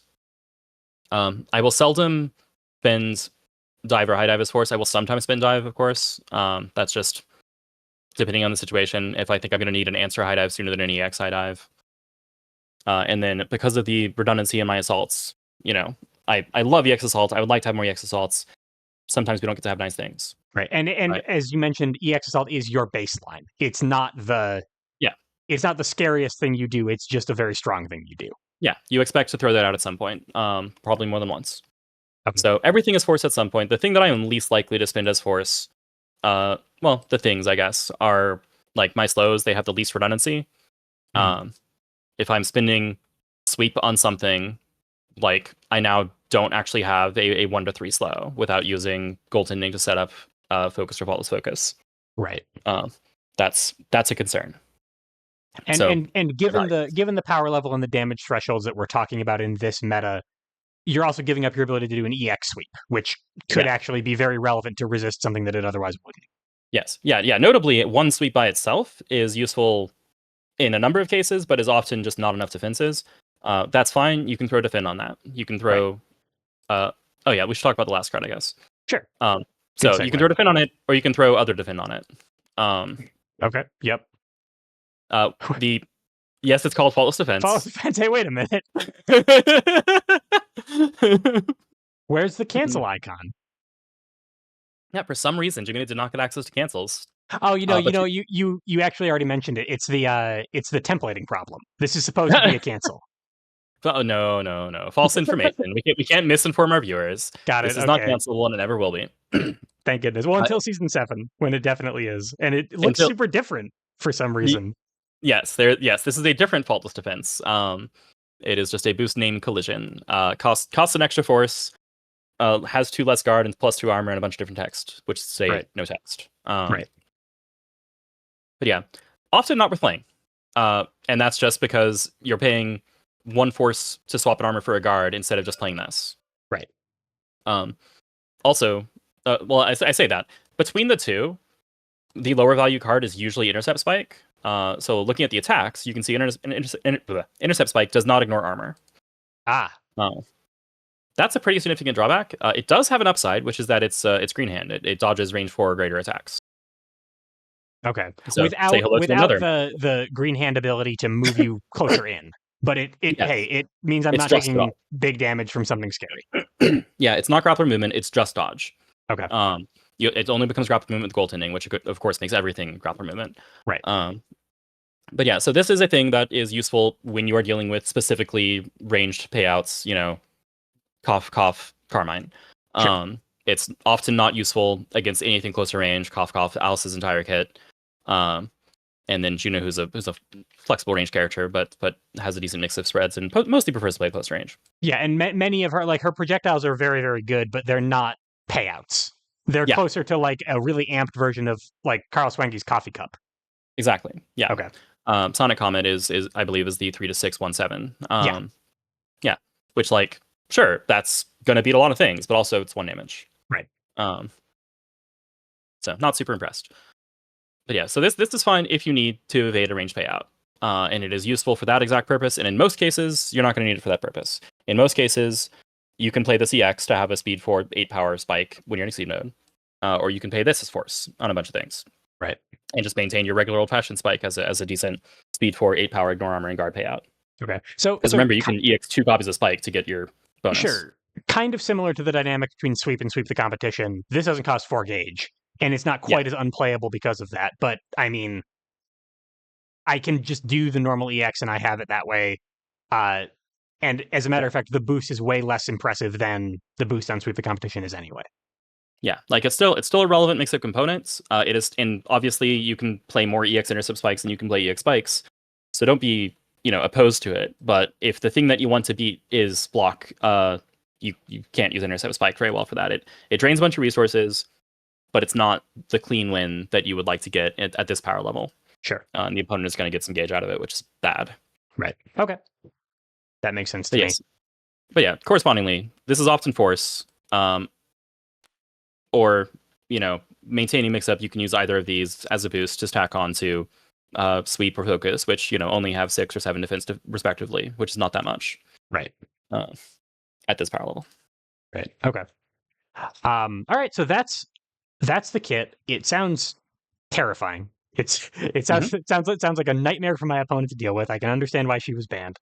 I've got a bunch of questions, actually. I know we often talk about normals and things like that, and I do want to get to that in a second. I do have some questions about like how we're evaluating various things that we can do that are so scary. For one, the benefit of my character ability is that I have access to more and more flexible EX attacks, right? But it isn't more flexible if I only ever pair these together, right? Because then I'm just waiting for different cards in my hand rather than that gives you more, but they're not more flexible. They're not more flexible, right? So will I sometimes just EX Jujitsu Grasp or Reverse Double Cross or whatever else I need, or is that giving up the possibility of using my really messed up cards twice later, and that's more important? So this is essentially the most interesting part of Jemina play in my experience is deciding how to manage your EXs and your EX components. Because that is part of high level Exceed play is option management, right? Well, I said part of Exceed play, but particularly noted in high level play is people going, when you played against somebody and you in mid to late game you go, wait, they still have one of everything up. That's good play, right? And you see that a lot. Being able to do that is really valuable, and it's particularly interesting with a character like Jemina because you have more options to do similar things, and the differences in value are pretty subtle. Right. So my cop-out answer is, of course, it depends. But my short answer is yes, you will sometimes do that. There are times you will play EX Jujitsu Grasp. There are times that you will play EX regular Grasp. You will seldom play EX regular cross unless you have a follow up ready. For the same reason, you won't play a single copy of cross very often. The only one that is completely freeform, and it isn't really, but like tackle assault is the one where you would really rather just play the EX special. Um, you you don't gain benefits from playing the normal, different from playing the special. You don't need backstep ever. Right. So you would rather treat your assault as the second copy to play an EX tackle assault than like treat it like its own card that you're going to play separately. Okay. Um, And that's if goaltending is high value, but sure, yeah, sure. And so you're in the mid game, you've already exceeded. Both copies of Assault are already in your hand. You haven't seen either copy of Tackle Assault yet. In that case, maybe you throw EX Assault. Otherwise, you would prefer to pair them together. yeah. If you've already exceeded, if you haven't seen any tackle assaults, like I would actually, well, okay, I would probably play EX assault. I think it's probably more correct to try to draw into tackle assault so that you can play EX assault twice. Sure. Right. Like that again, that's kind of your bread and butter. That's like your foundation attack and your foundational attack, and only getting to do it well, doing it now and then having to wait for two copies, as opposed to doing it in another turn, waiting for one more copy. Oh man, I'm doing a bad job of expressing how the math here plays out. The short of it is, um, you're happy to play any variation of EX assault, EX tackle assaults across two copies, or one of each. Right. Um, you should be looking at, based on what's left in your deck and what you've already spent, what it is you're likeliest to get into your hand next, and planning for that. Okay. I see.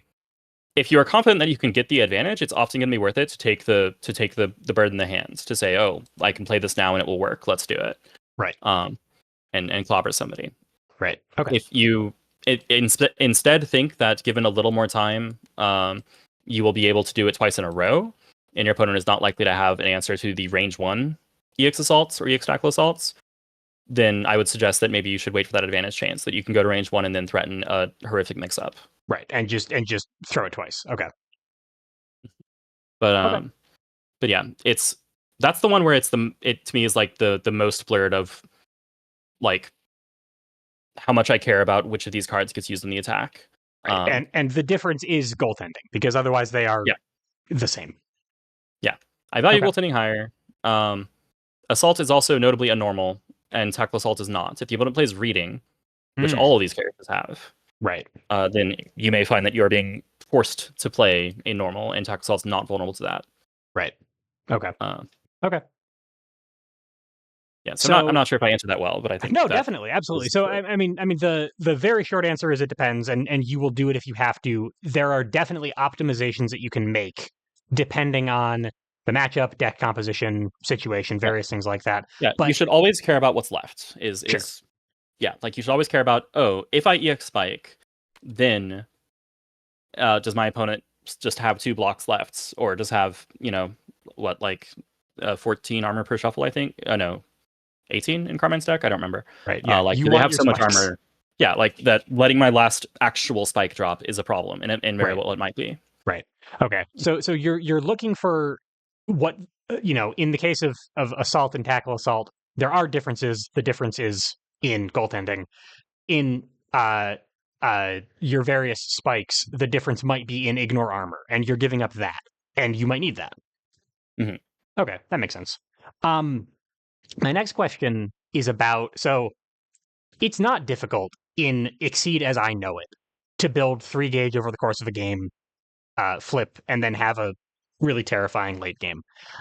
Because of how compressed Super Exceed Turbo tends to be, and because of how high damage it is, when I exceed, I'm still planning to do it, right? I'm hoping to do it as quickly as possible so that I can have as much of the game left to play as I can.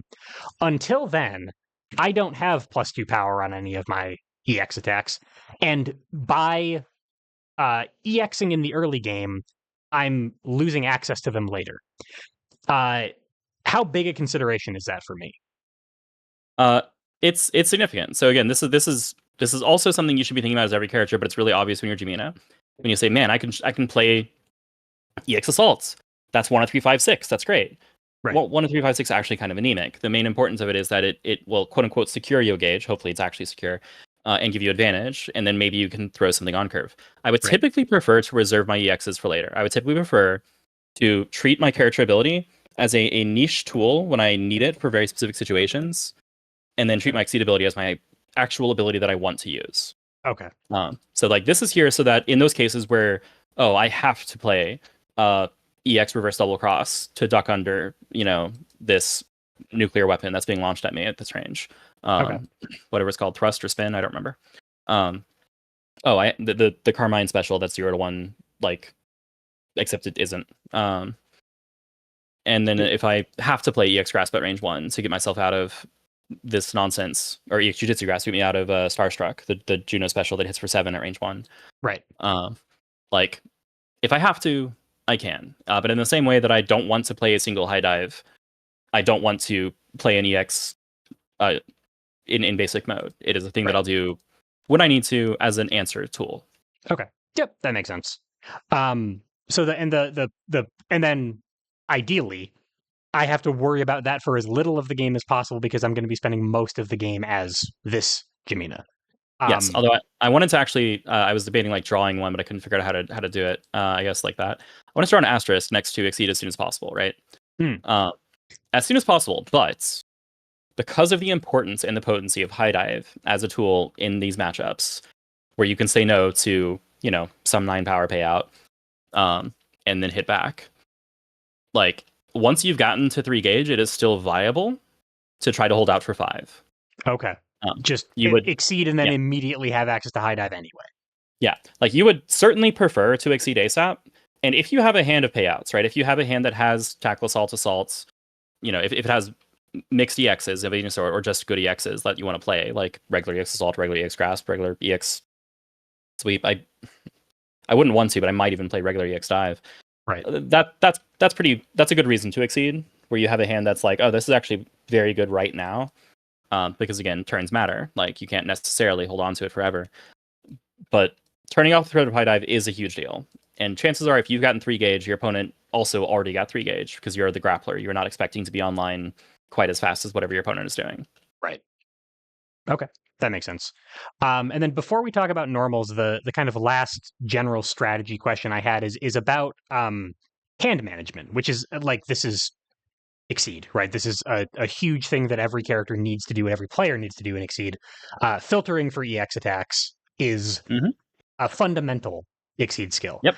I feel like Jemina is really testing that because it seems like it's very easy to get locked into decision paralysis as her, because every card in my kit has the possibility of being part of an EX later on, and also another EX later on, right? Like I have different pairs that I can make. So every card that I'm spending is valuable for something. How am I prioritizing what EXs to hold for? That's a great question. Yeah. So with Jemina, right? Like, so how to put this?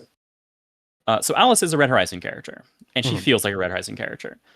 She has cards that you're like, this is a boost. This is an attack. Right. This is mediocre. She doesn't really have force. She kind of does, but she wishes she did sometimes. Yeah, she wishes she did. But yeah, most characters are like attack, boost, or force, right? You play the little mini game and you turn the card sideways. Right. Juno has a great overall kit, but also she doesn't really choose which way to play her cards. It's like, I play the attack and then later I'll play the boost. I'll play the boost anyway, sure. Yeah. And then Carmine pretty clearly has his boosts and his attacks, and there's not a lot of overlap. It's mostly his kit is made of attacks, and then he boosts the ultras. Right. With one notable exception, I think. But anyway, in some situation, but yeah, there's like some variance there, but it's still like, yeah, it's pretty straightforward to how to use all your tools.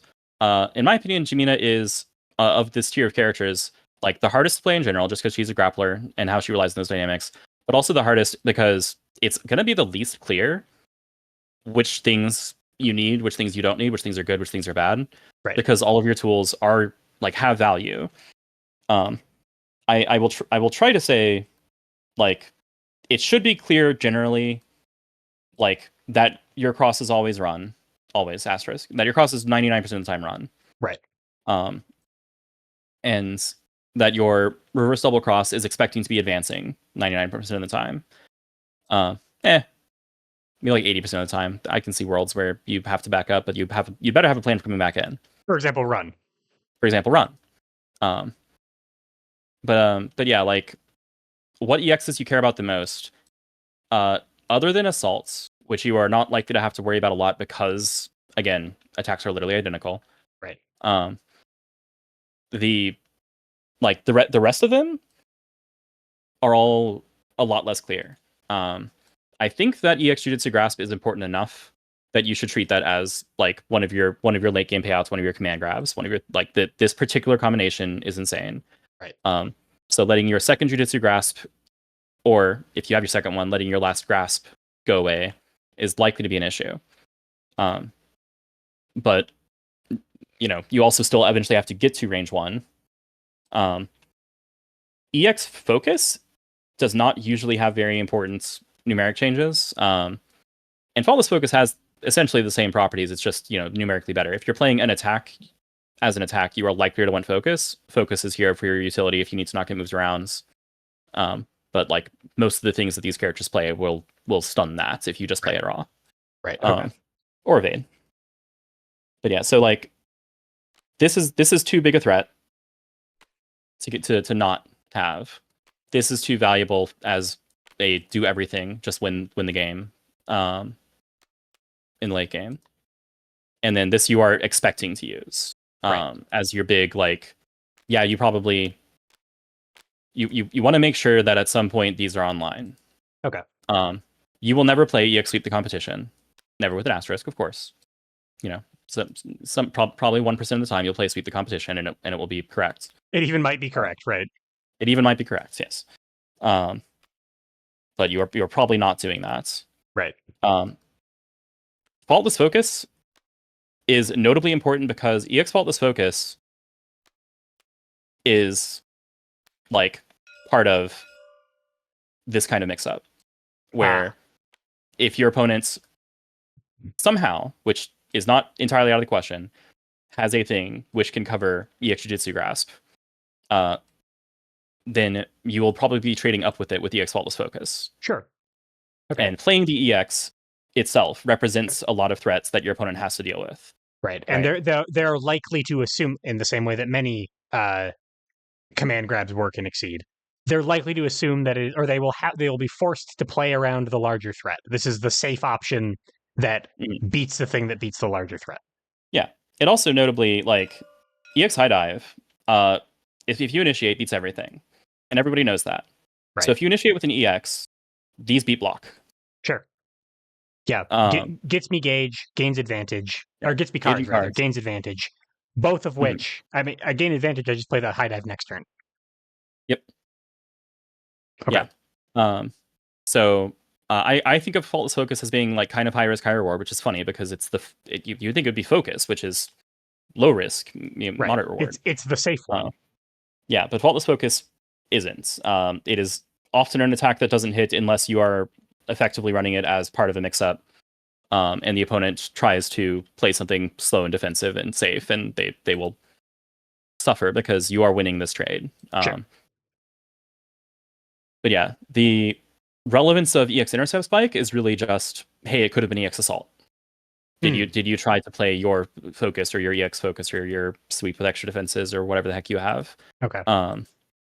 Like mostly notable just because it's another way to get +2 power and it mixes up with this. Right. So similar dynamics to Jujutsu Grasp, except that we're talking about range 3 instead of range 1 now. Yeah.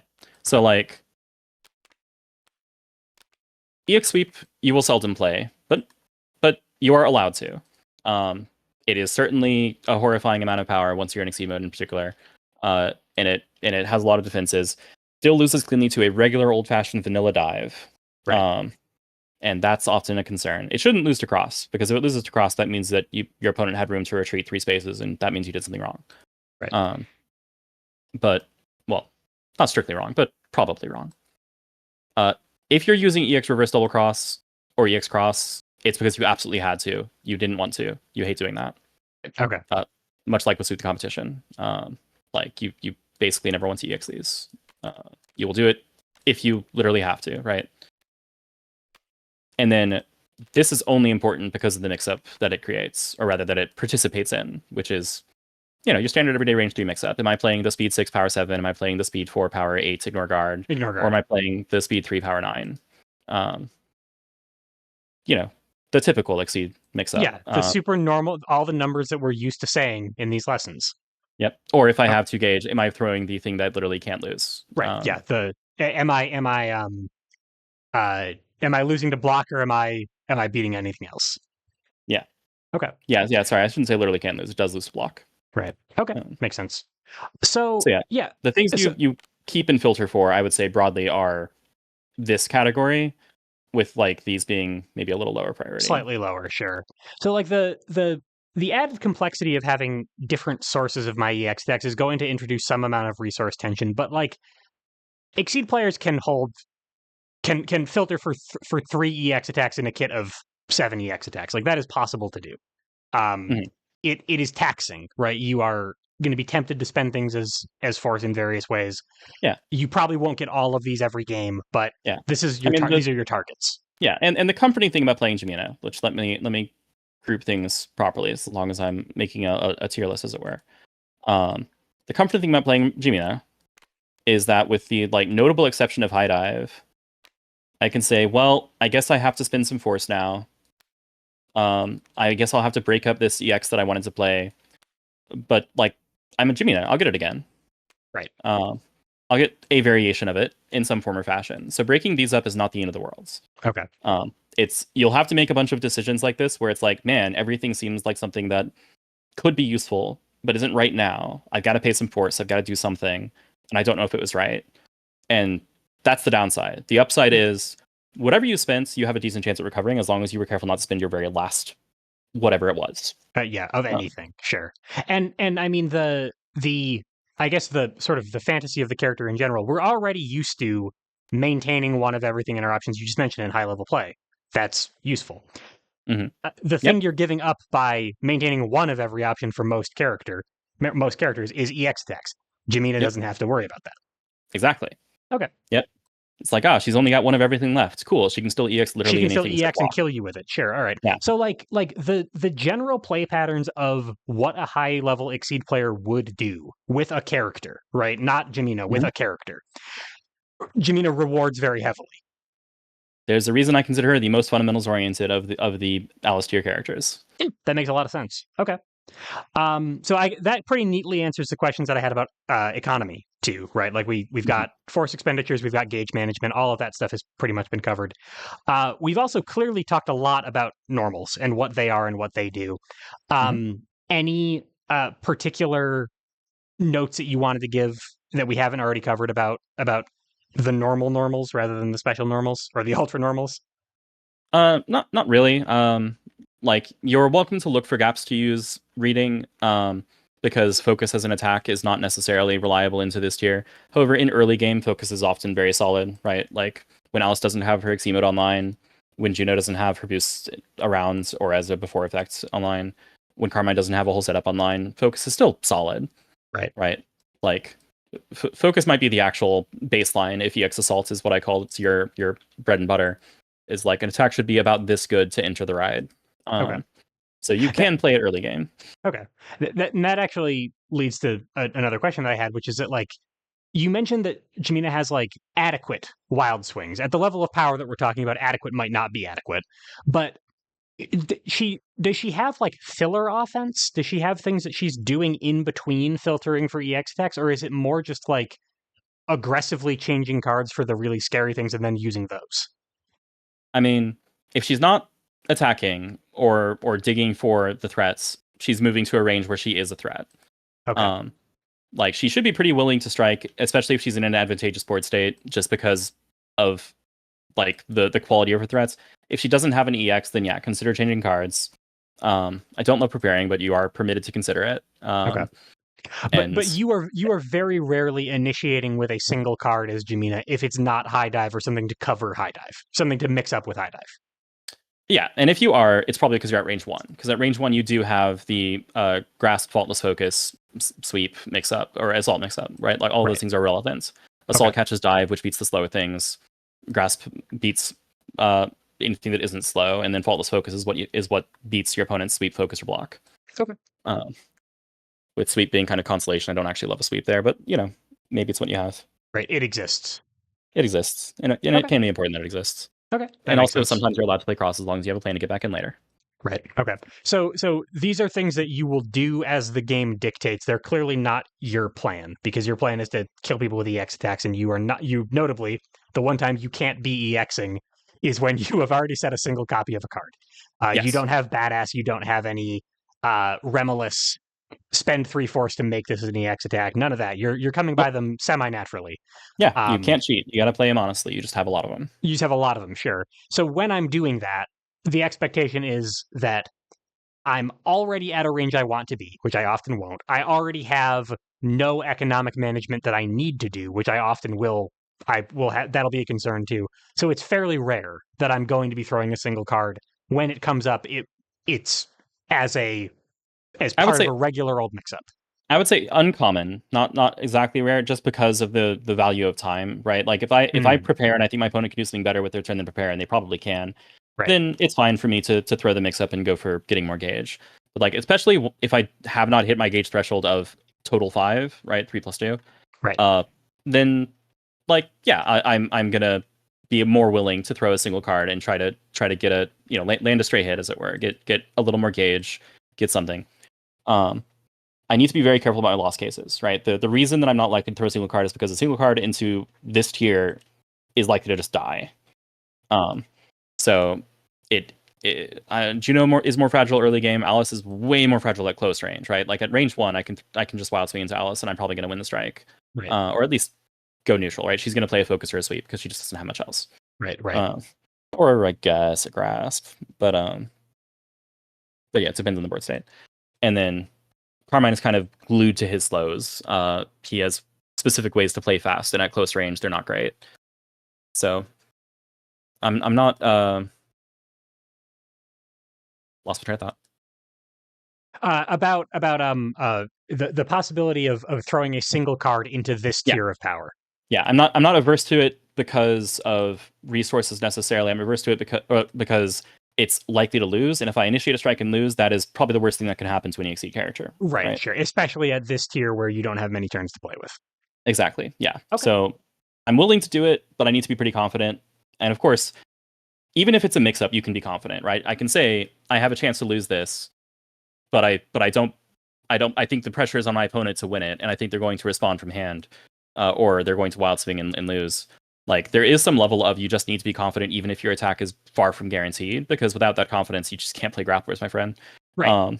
Very like true. You need to say, I have a 50% or 60% chance to win for 2 strikes of value, and the rest of the time I lose and I get 0. Right. That's enough for me to still throw that mix up, like most of the time, because if I give them the turn, it's going to be a lot worse for me. Sure. Makes sense. Okay. So that's the kit, that's the normals, that's econ. Any other like large scale strategic notes, or should we talk counterplay and start to wrap up?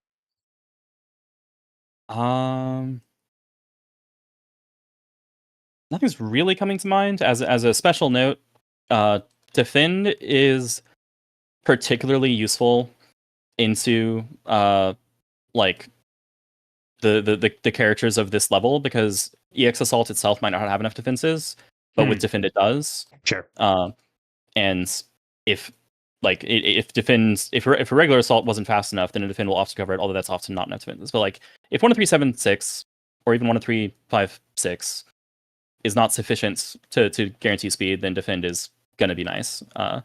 So like, because you're not faster than normal, right? You are at normal baseline +1, right? And you're dealing with characters who may well be +2 or +3 sometimes. Sorry, you're not faster than normal for Super Turbo. You're not faster than Super Turbo. Right. You are in fact like the baseline, which is the normal speed, but I can EX them all the time. Right.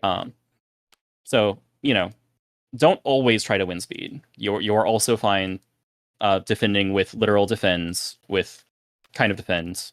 Right. Or faultless focus, regular focus to EX sweep to get a little bit more guard to deal with the damage thresholds that these characters are throwing.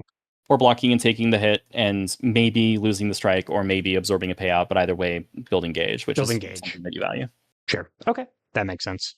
So yeah, that's Jemina. She honestly sounds awesome. I'm excited. I'm hoping to find somebody who's willing to play a really cracked character against another really cracked character sometime.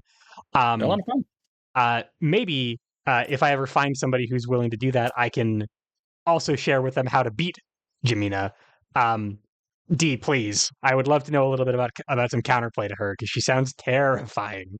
Yeah, she is. Well, I mean, so she's fundamentals oriented, right? So how do you fundamentally beat somebody who's going to crush you at close range?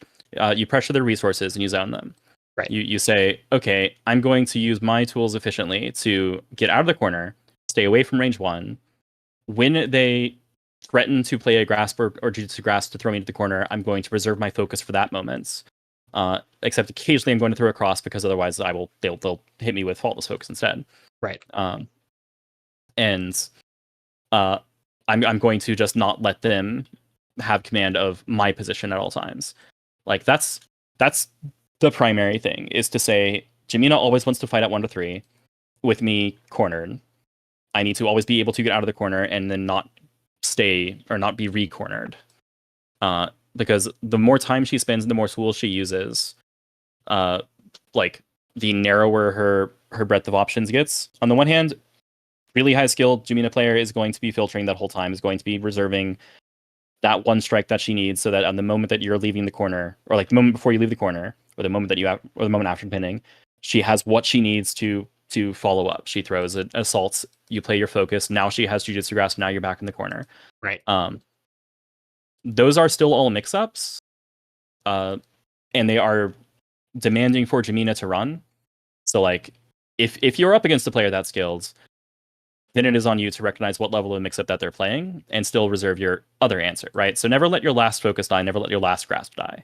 Right. If your last or comparable option, right? If your last speed 7 is gone and you can't go faster than speed 6, you will get squished by the EX assaults.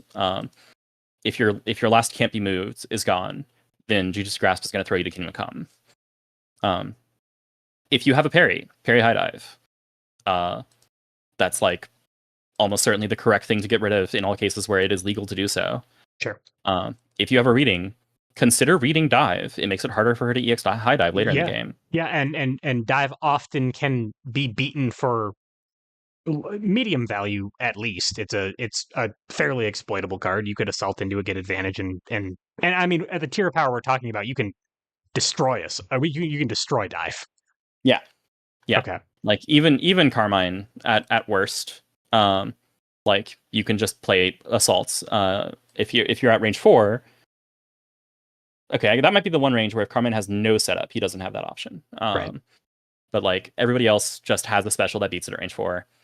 And then at close range, you can just play closer in range 4. You can just play assaults, and because notably she doesn't have access to more copies of EX Dive than anybody else. Right. Yeah, she can't. Yeah, her character ability specifically says that it would always be The EX special high dive that comes out. Yeah. Okay. So she is not Swangy like in that regard. You don't have to worry about surprise EX regular dive or normal dive. Right. Okay. So tax your resources. Know which tools you care about the most. If you're cheeky, you can like reading across. This is unless you are like a super zoner like Carmine, where you actually are comfortable fighting at range 8. Right. That's a little questionable because she can then just play reverse double cross and move back in. And if you both get time to build up your resources, then like unless you are a setup oriented character like Carmine, probably Jemina benefits more from that because she will get in. So if you both have 7 cards, then once she starts getting in, you're probably in trouble. Right. Like because Juno and Alice do not have range 8 threats, so you probably shouldn't be trying to full board zone her. You should be trying to zone her past range 3 steadily. Sure. Okay. So you answer her mix-ups when you can, and it sounds like more importantly, you deny her, to the best of your ability and your character's ability, the opportunity to throw the mix-ups in the first place. Yeah. Just Like, don't give You her many yeah, chances to throw that stuff. exactly. Yeah, like she will play them sometimes. You will not be able to stop her from playing them all the time if she's being played well, Right. because that's just the nature of it. Is that grapplers get their windows of opportunity, because that's how they function as characters. Right. When they have those windows of opportunity, you need to be ready for that and expect it, and then decide which way that you're going to answer that situation. Right. And when you mentioned, like, if you're up against a Jemina player that is very highly skilled, they're going to be waiting for the exact moment where you make a mistake and then spring the mix up on you right then. If you're up against a Jemina player that skilled and you don't deny them every opportunity, you Oh, you'll get lose. torn to shreds. You Yeah, just get completely destroyed. So yeah, make sure that they can't set the terms of the engagement every time they strike, or the game is completely unwinnable for you. yeah, yeah. If you in the same way that I said, like, preparing against Jemina is super dangerous because the opponent's turn, right? Preparing against Jemina is also super dangerous because it gives Jemina a turn, right? Right. Like that's true always in Exceed. It is particularly true in Super Turbo. Time is essential. So if you don't have, if you wouldn't be comfortable with her striking, then you probably need to figure out something more than preparing to do on your turn. Right. If you aren't prepared for her playing close to strike, then you need to look for something else to do or somewhere else to stand, because like she is not unlikely to do that either. And I say comfortable, of course. You're not going to be comfortable answering that mix up every chance you get, but it's going to happen. Right. You need to have an answer that can answer one side of the mix up, like, competently, so that you're not caught wild swinging into something as scary as baseline Super EX Assault, the Yeah, character. yeah. Because if you ever drop all of your answers of one side, if you ever lose your last focus, your last grasp, like things get rapidly much worse for you. Your last grasp means that EX faultless focus ruins your day. You can only dive over it. Right. EX assault ruins your day. You can only focus through it. And if she knows that, the reason things get so much worse is that then she puts power in play. Right. And now you can't only do anything. You just lose. You just lose. Yeah. And now she's not throwing a mix up at all. And when a grappler isn't throwing a mix up because they don't have to throw a mix up, you've lost this game. Yes. Okay. Okay. Yeah. Makes perfect sense. Still terrifying, but she has weaknesses that, if you're at the level of play that we're talking about, both character wise and player wise, you can exploit some of these weaknesses. Yep. She is, at Okay. the end of the day, still a grappler. She is, at the end of the day, going to play mix-ups. So, make her pay the costs that grapplers are supposed to play, or pay to play the mix-ups, Right. and then participate in them. And if you lose them, okay, win the rest of the strikes. That is your job. Sure. Okay. Makes sense. The and it sounds like that's Jemina. That's a really solid summation of the whole character. We often end these lessons with recommendations of other characters that Jemina players might enjoy. Um, in this case, it needs to be like other characters that are not in Super Exceed Turbo, right? Like Yeah. if you're looking for other characters who can compete with Jemina, we've spent Oh, yeah. all lesson talking about them. They're Carmine, Alice, and Juno. Yeah. Yeah. Um, Like, yeah. So if what you want is the power fantasy of Jemina, here you go. Here's the other characters. But in terms of, like, her play patterns and the things that she's doing in the game at a less absurd level, um, it sounds like she's a grappler. There's plenty of grapplers in Exceed. she's a grappler and she's a normal oriented grappler. So Right. Carl, as you mentioned, is kind of in her mold, but kind of not. The like key difference is that Carl is the grappler who is built more around having command grabs. He Not that one. He's There you got go. elbow. That one. He's got power short, elbow, and authorized force. Yep. And Jemina isn't really like built around that, right? So I keep calling faultless focus command grab, but it is pretty notable as a command grab, as it's just a thing that hits for like 4 to 7 damage and draws some cards. Which, as it turns out, is a huge deal when what you want to draw cards for is to play more EXs. Right. So she is kind of built around the overload mechanic, quote unquote, not actually, not literally, and the exceed ability, but instead of your normals have, it's your EXs have. Right. So she's in the shadow, or in the design of Carl. Carl's in her shadow, where she is going to have more stats more steadily but her mix-up is shaped by I just have more stats than I need all the time, rather than I have a few specific payouts or a few specific command grabs that are the thing that nothing answers. Right. Um, but yeah, Carl Swanji is my top pick for, if you like this idea, if you want to play a character who has a lot of EXs, has a lot of stats, and likes to play normals, boy is Swanji the robot for you. Yep. Like that is him to a T. Yep. Yeah. And also, I mean, he's really fun. Oh sure. He's one of my favorite characters from season 2. I love Carl. So any character who plays like him, that's one of the reasons I'm so excited to try out Jemina, because I really like Yep. Carl. Yep. If all the times that I said like playing grapplers is hard, it requires particular skills, option management is a huge deal, resources are hard, you're gonna look at your hand and have, if you're like, man, I kind of want to play a grappler and have a bunch of stats and be scary, but this sounds too hard. All right, here are your training wheels relative to Jemina. Right.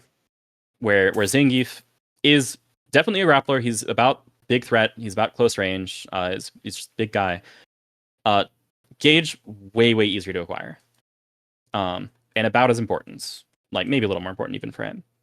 But like Zangief has safer and easier movement tools, safer and easier resource tools. Strange to say, typically less stats than her. That's crazy. Typically is operative there, right? It's because like a skilled Jemina can probably kill the Zangief before he actually gets 2 strikes in Exceed mode. But he might get 1 strike in Exceed mode, and that might level things out. In that case, doing a lot of work is High Dive, which is just a card that doesn't lose. Sure. Which Zangief cannot boast. Well, nah. I mean, stun immunity covers a multitude of sins. Yeah, I mean, but even in that one situation where you really don't want to use Jujutsu Grasp to throw to range 4, that beats Zangief's stun immunity. That sure does beat stun immunity, yeah. Yeah, she typically will outfootsies Zangief, and she certainly will outstat him on average. But their payouts are pretty comparable with Zangief even actually having more red number, more raw power. Right. Just less flexible access, less general, can throw big stats whenever he wants. He throws it a few times just for a lot. And it's to Jemina's credit that we're comparing her to the character who is like in his design DNA. This is the strongest range 1 character ever printed. Yeah. Right.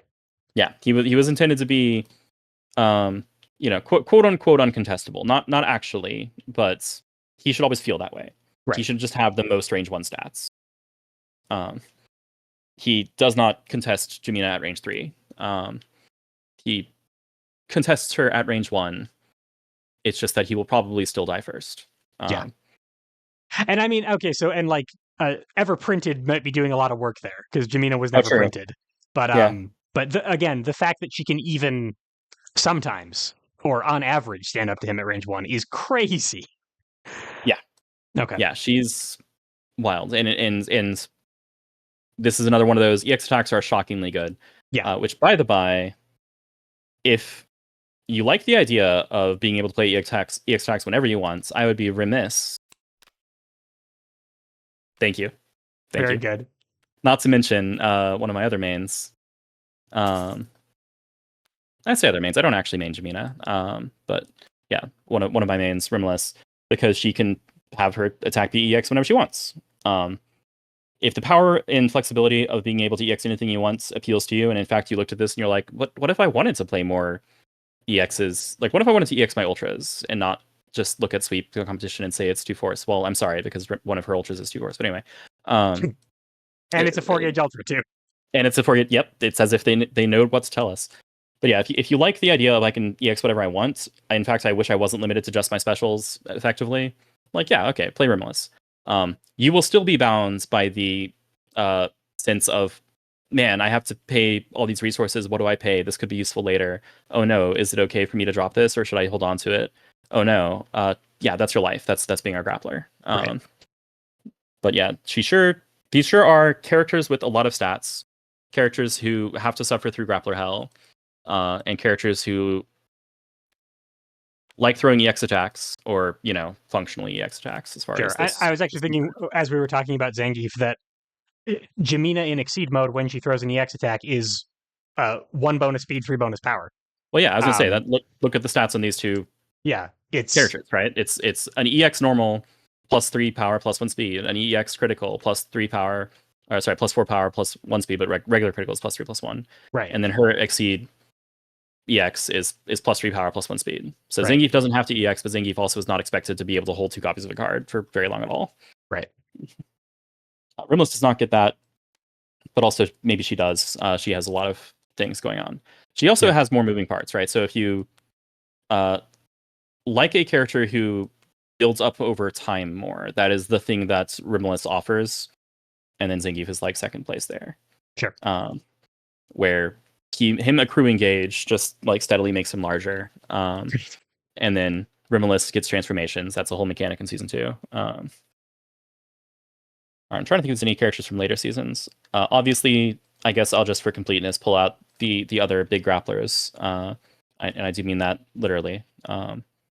The physically big grapplers, not Synchronite, not that big. But yeah, these are characters who suffer through grappler hell and have a lot of stats. But yeah, they very clear. These, however, notably along with Zangief. Actually, they're kind of all like range 1 dominant, with Swanji being the closest to Jemina in actually liking range 3 just about as much. All right. Okay. Anything Okay. else? There's one character we haven't mentioned yet who is not only an EX focused character, but is arguably just as powerful as Jemina, which is Exceed Mode Kaiten.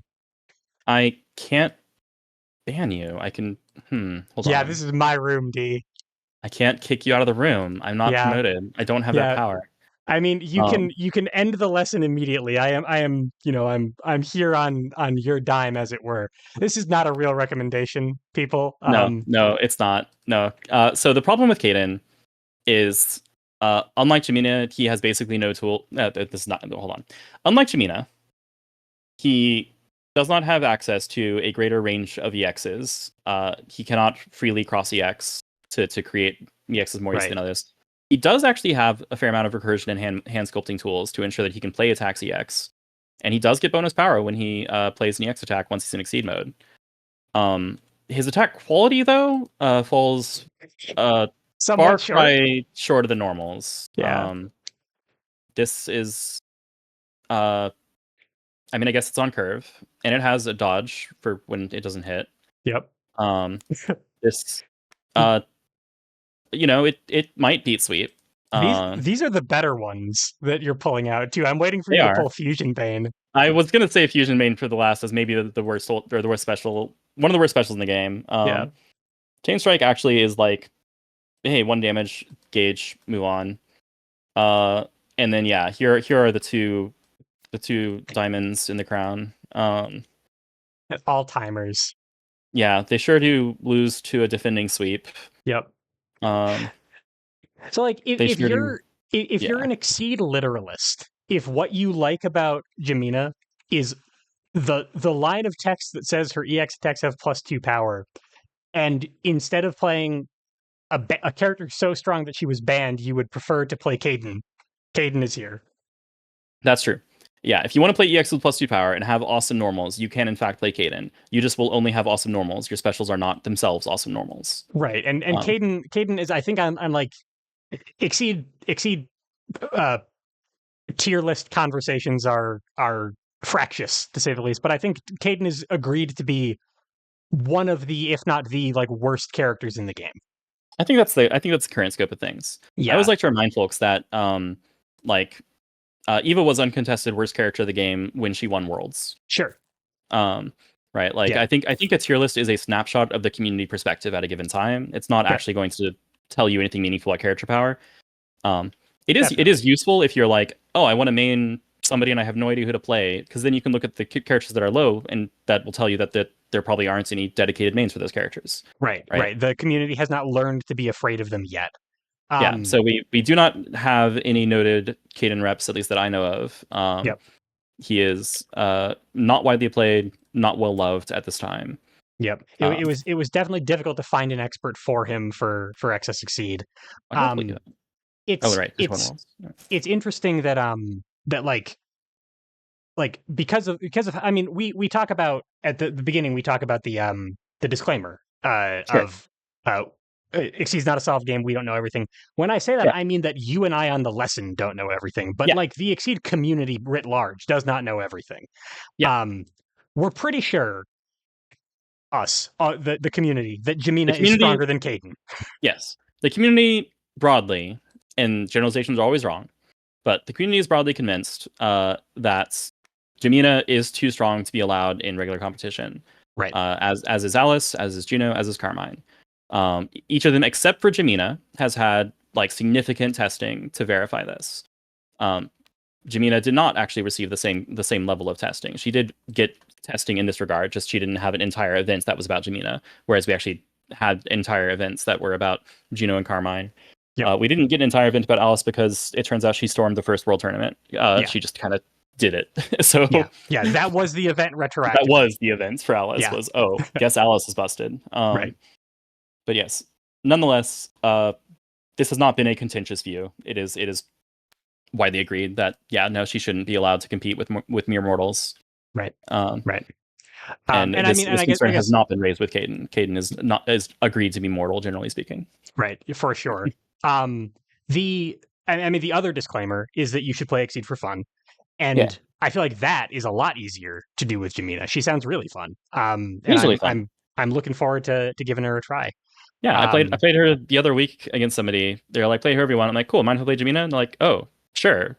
Are you getting ready for like a lesson with Gearface? And I was like, oh, right, I have a lesson with Gearface. so Yeah. that's a really good excuse to do the thing I wanted to do anyway. Yes. Like I had forgotten about that.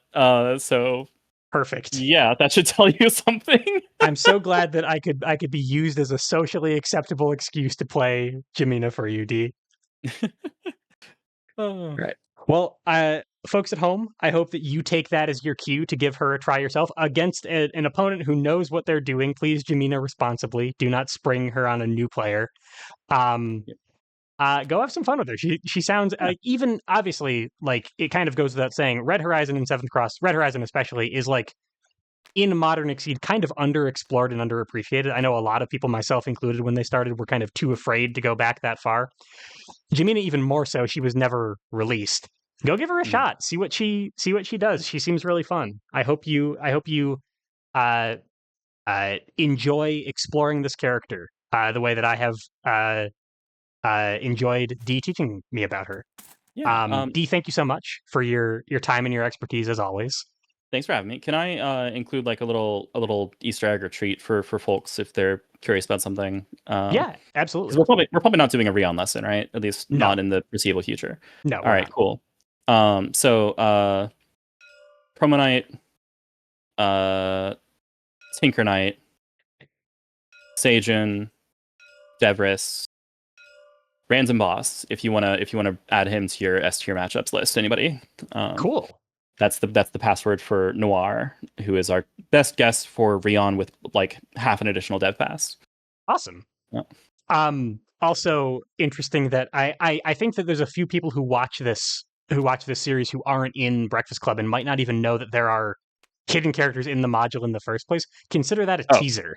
Oh yeah, no, there are dozens. Yeah, so go try mashing some random buttons for a while and see what hidden things you can find in this module. D put in a lot of little treats and Easter eggs like that. Mm-hmm. I hope you enjoy that exploration as well. All right. So yeah, Well, folks thanks at again for home, having thank me. you so much. What's that, D? Thanks again for having me. Oh yeah, no, it was my pleasure as always.